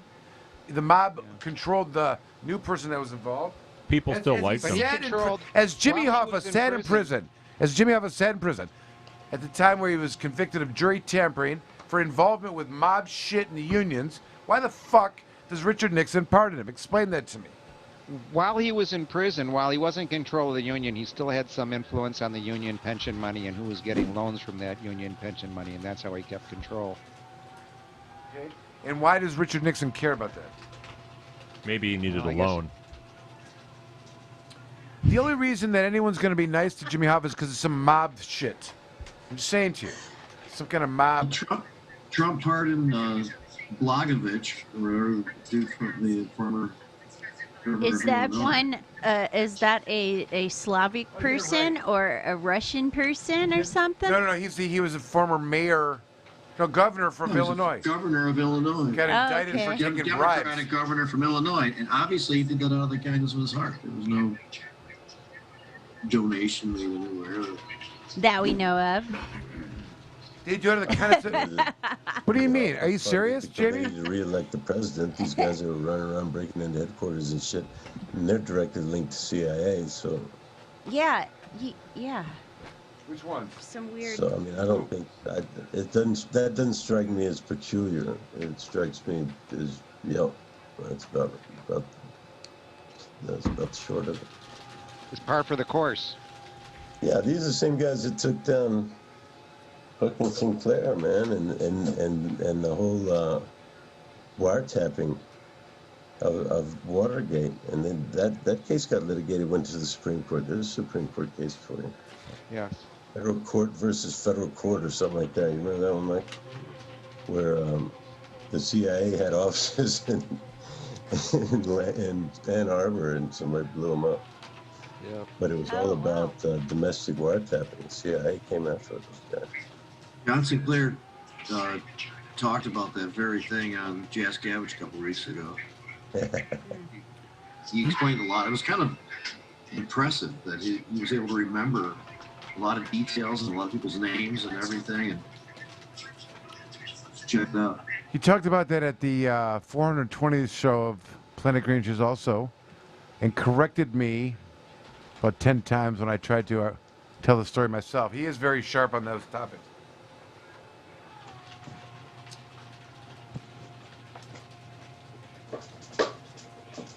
So how's the debate going? What's happening? Is it over yet? Almost. People during this crisis. We owe them. We owe them. Kristen, he had 8 years to do what he said he was going to do. And I've changed without having a specific. We got rid of catch and release. We got rid of a lot of horrible things that they put in and that they lived with. But he had 8 years he was vice president. The Bassmasters are happy did about that. nothing except build cages to keep children in. Yeah, the Bassmasters, but they like worms for debate. Talking about there? If in fact you had a family, they'll use Catch and release is like fishing. Of course. The hell are they doing? Like frickin' right fishing pole out? for a hearing. This is the first president in the history of the United States of America that anybody seeking asylum has to do it in another country. That's never happened before in America. That's never happened before in America. You come to the United States and you make your case that I seek asylum based on the following premise, why I deserve it under American law. They're sitting in squalor on the other side of the river. President Trump, your response, 30 seconds, and then we'll move It just shows that he has no understanding of immigration or the laws. Catch and release is a disaster. A murderer would come in, a rapist would come in, a very bad person would come in. We would take their name. We have to release them into our country. And then you say they come back.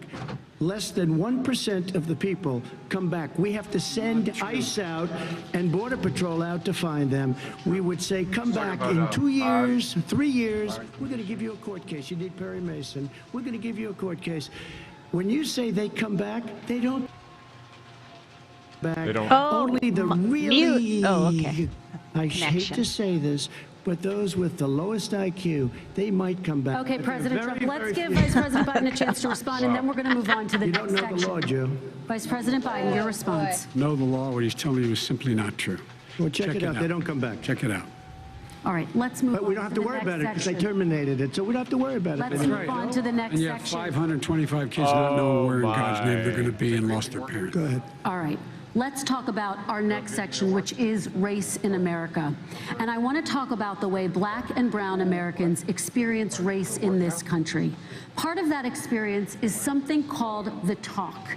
It happens regardless of class and income.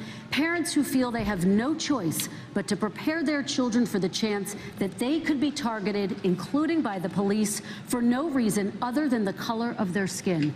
Mr. Vice President, in the next 2 minutes, I want you to speak directly to these families. Do you understand why these parents fear for their children? I do.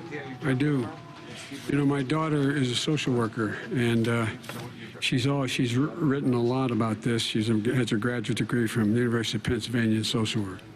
And you know, one of the reasons why I ended up working on the east side of Wilmington, Delaware, which is 90% African American, was to learn more about what was going on. What I didn't, I never had to tell my daughter, if she's pulled over, make sure she puts, for a traffic stop, put both hands on top of the wheel and don't reach for the glove box because someone may shoot you. This But a black parent. This is too much of a party.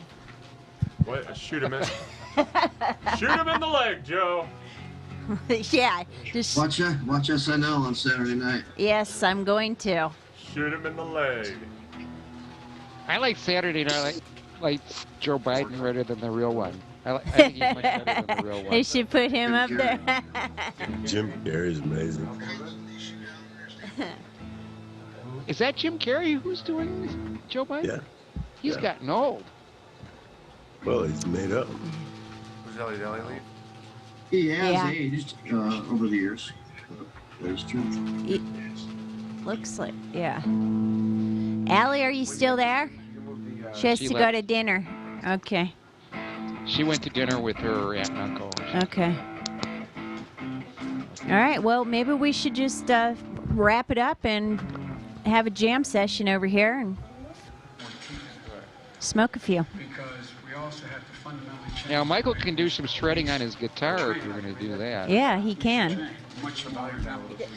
Right now, Dirty Dan is on the Fender over here.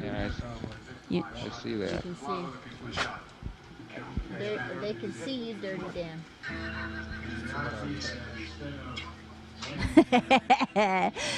He likes to be incognito. Shoot him in the leg. Shoot him in the leg. Have a good night, everybody. Good night, See you Jim. next week. Good night, everybody. Bye, you guys. Bye. Be safe. You too. See you next week. Yep. The Planet Green Trees Show. Join the Michigan Medical Marijuana Association today, michiganmedicalmarijuana.org. The MMMA is focused on the well-being and safety of medical marijuana patients. The MMMA site provides the most comprehensive and up-to-date news on legal issues, politics, research, cultivation, as well as the various strange products and methods of cannabis use. Come join the discussion with the most knowledgeable and passionate advocates in Michigan today. michiganmedicalmarijuana.org.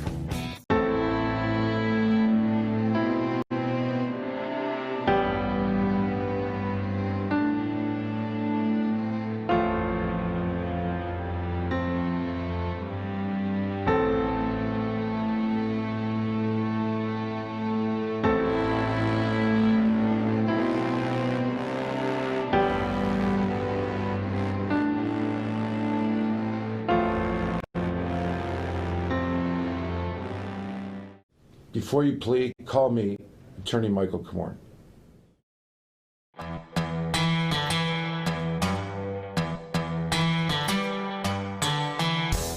An important and historical farm crop in American agriculture is returned after having been classified as a controlled substance and illegal. On December 20th, 2018, the President signed the Farm Bill, also known as the Agriculture Improvement Act of 2018, into law. The signing of the act was great news for the hemp industry, which amended the definition of marijuana in the Federal Controlled Substances Act. Hemp is now defined as the plant, Cannabis sativa L, and any part of the plant, growing or not, with less than 0.3% THC concentration on a dry basis. The plant itself is no longer a controlled substance. Hemp is one of the most versatile plants on earth. From clothing, fiber, paper, building materials, hempcrete, biofuels, CBD, and medical uses, it has been a part of America's industry for over 200 years. Even the United States Constitution was drafted on hemp paper. The time is now. If you're thinking of getting in the farming or processing of hemp, contact our global experts, legal, and consultation teams to make sure that you're on the right road when you venture into the new hemp industrial revolution. Michigan Hemp Industries has been a leader and advocate for the return of the hemp industry, so come be a part of the new revolution in agriculture in Michigan.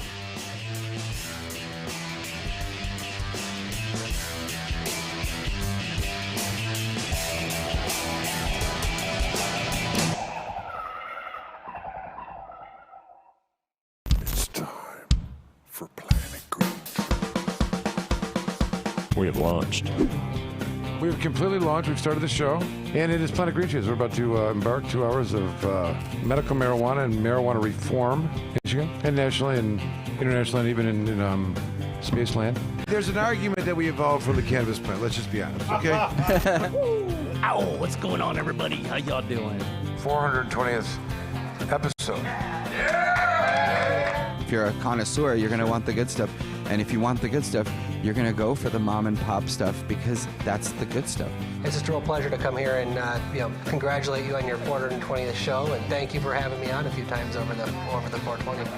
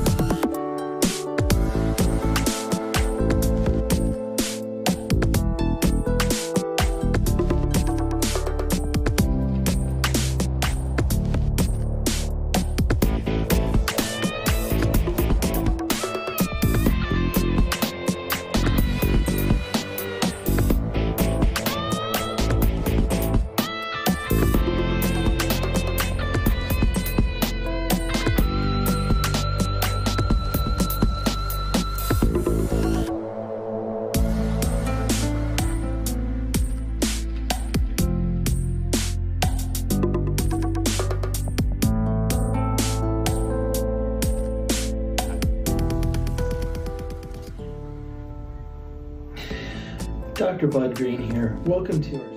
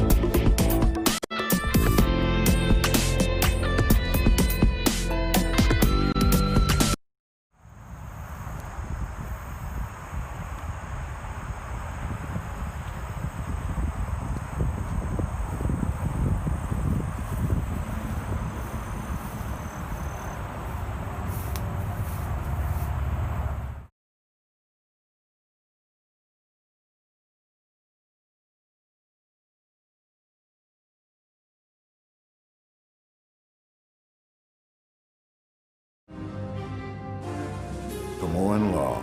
Michael Komorn is one of the top attorneys in Michigan that has experience and dedication in criminal defense law.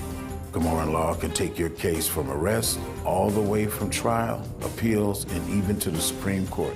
The team at Komorn Law has the compassion and the experience you can look to for help in your time of need. Komorn Law has over 25 years experience in criminal defense. We have accomplished numerous legislative changes through community involvement and lobbying. Our award-winning law firm has a reputation like no other for keeping overreaching government accountable and in check. We have built Komorn Law for people who need lawyers to stand up to the system, fight back and win. Once we become your lawyer, you become a part of our family. Don't settle for less, just ask our clients. Komorn Law, the best damn criminal defense lawyers, period.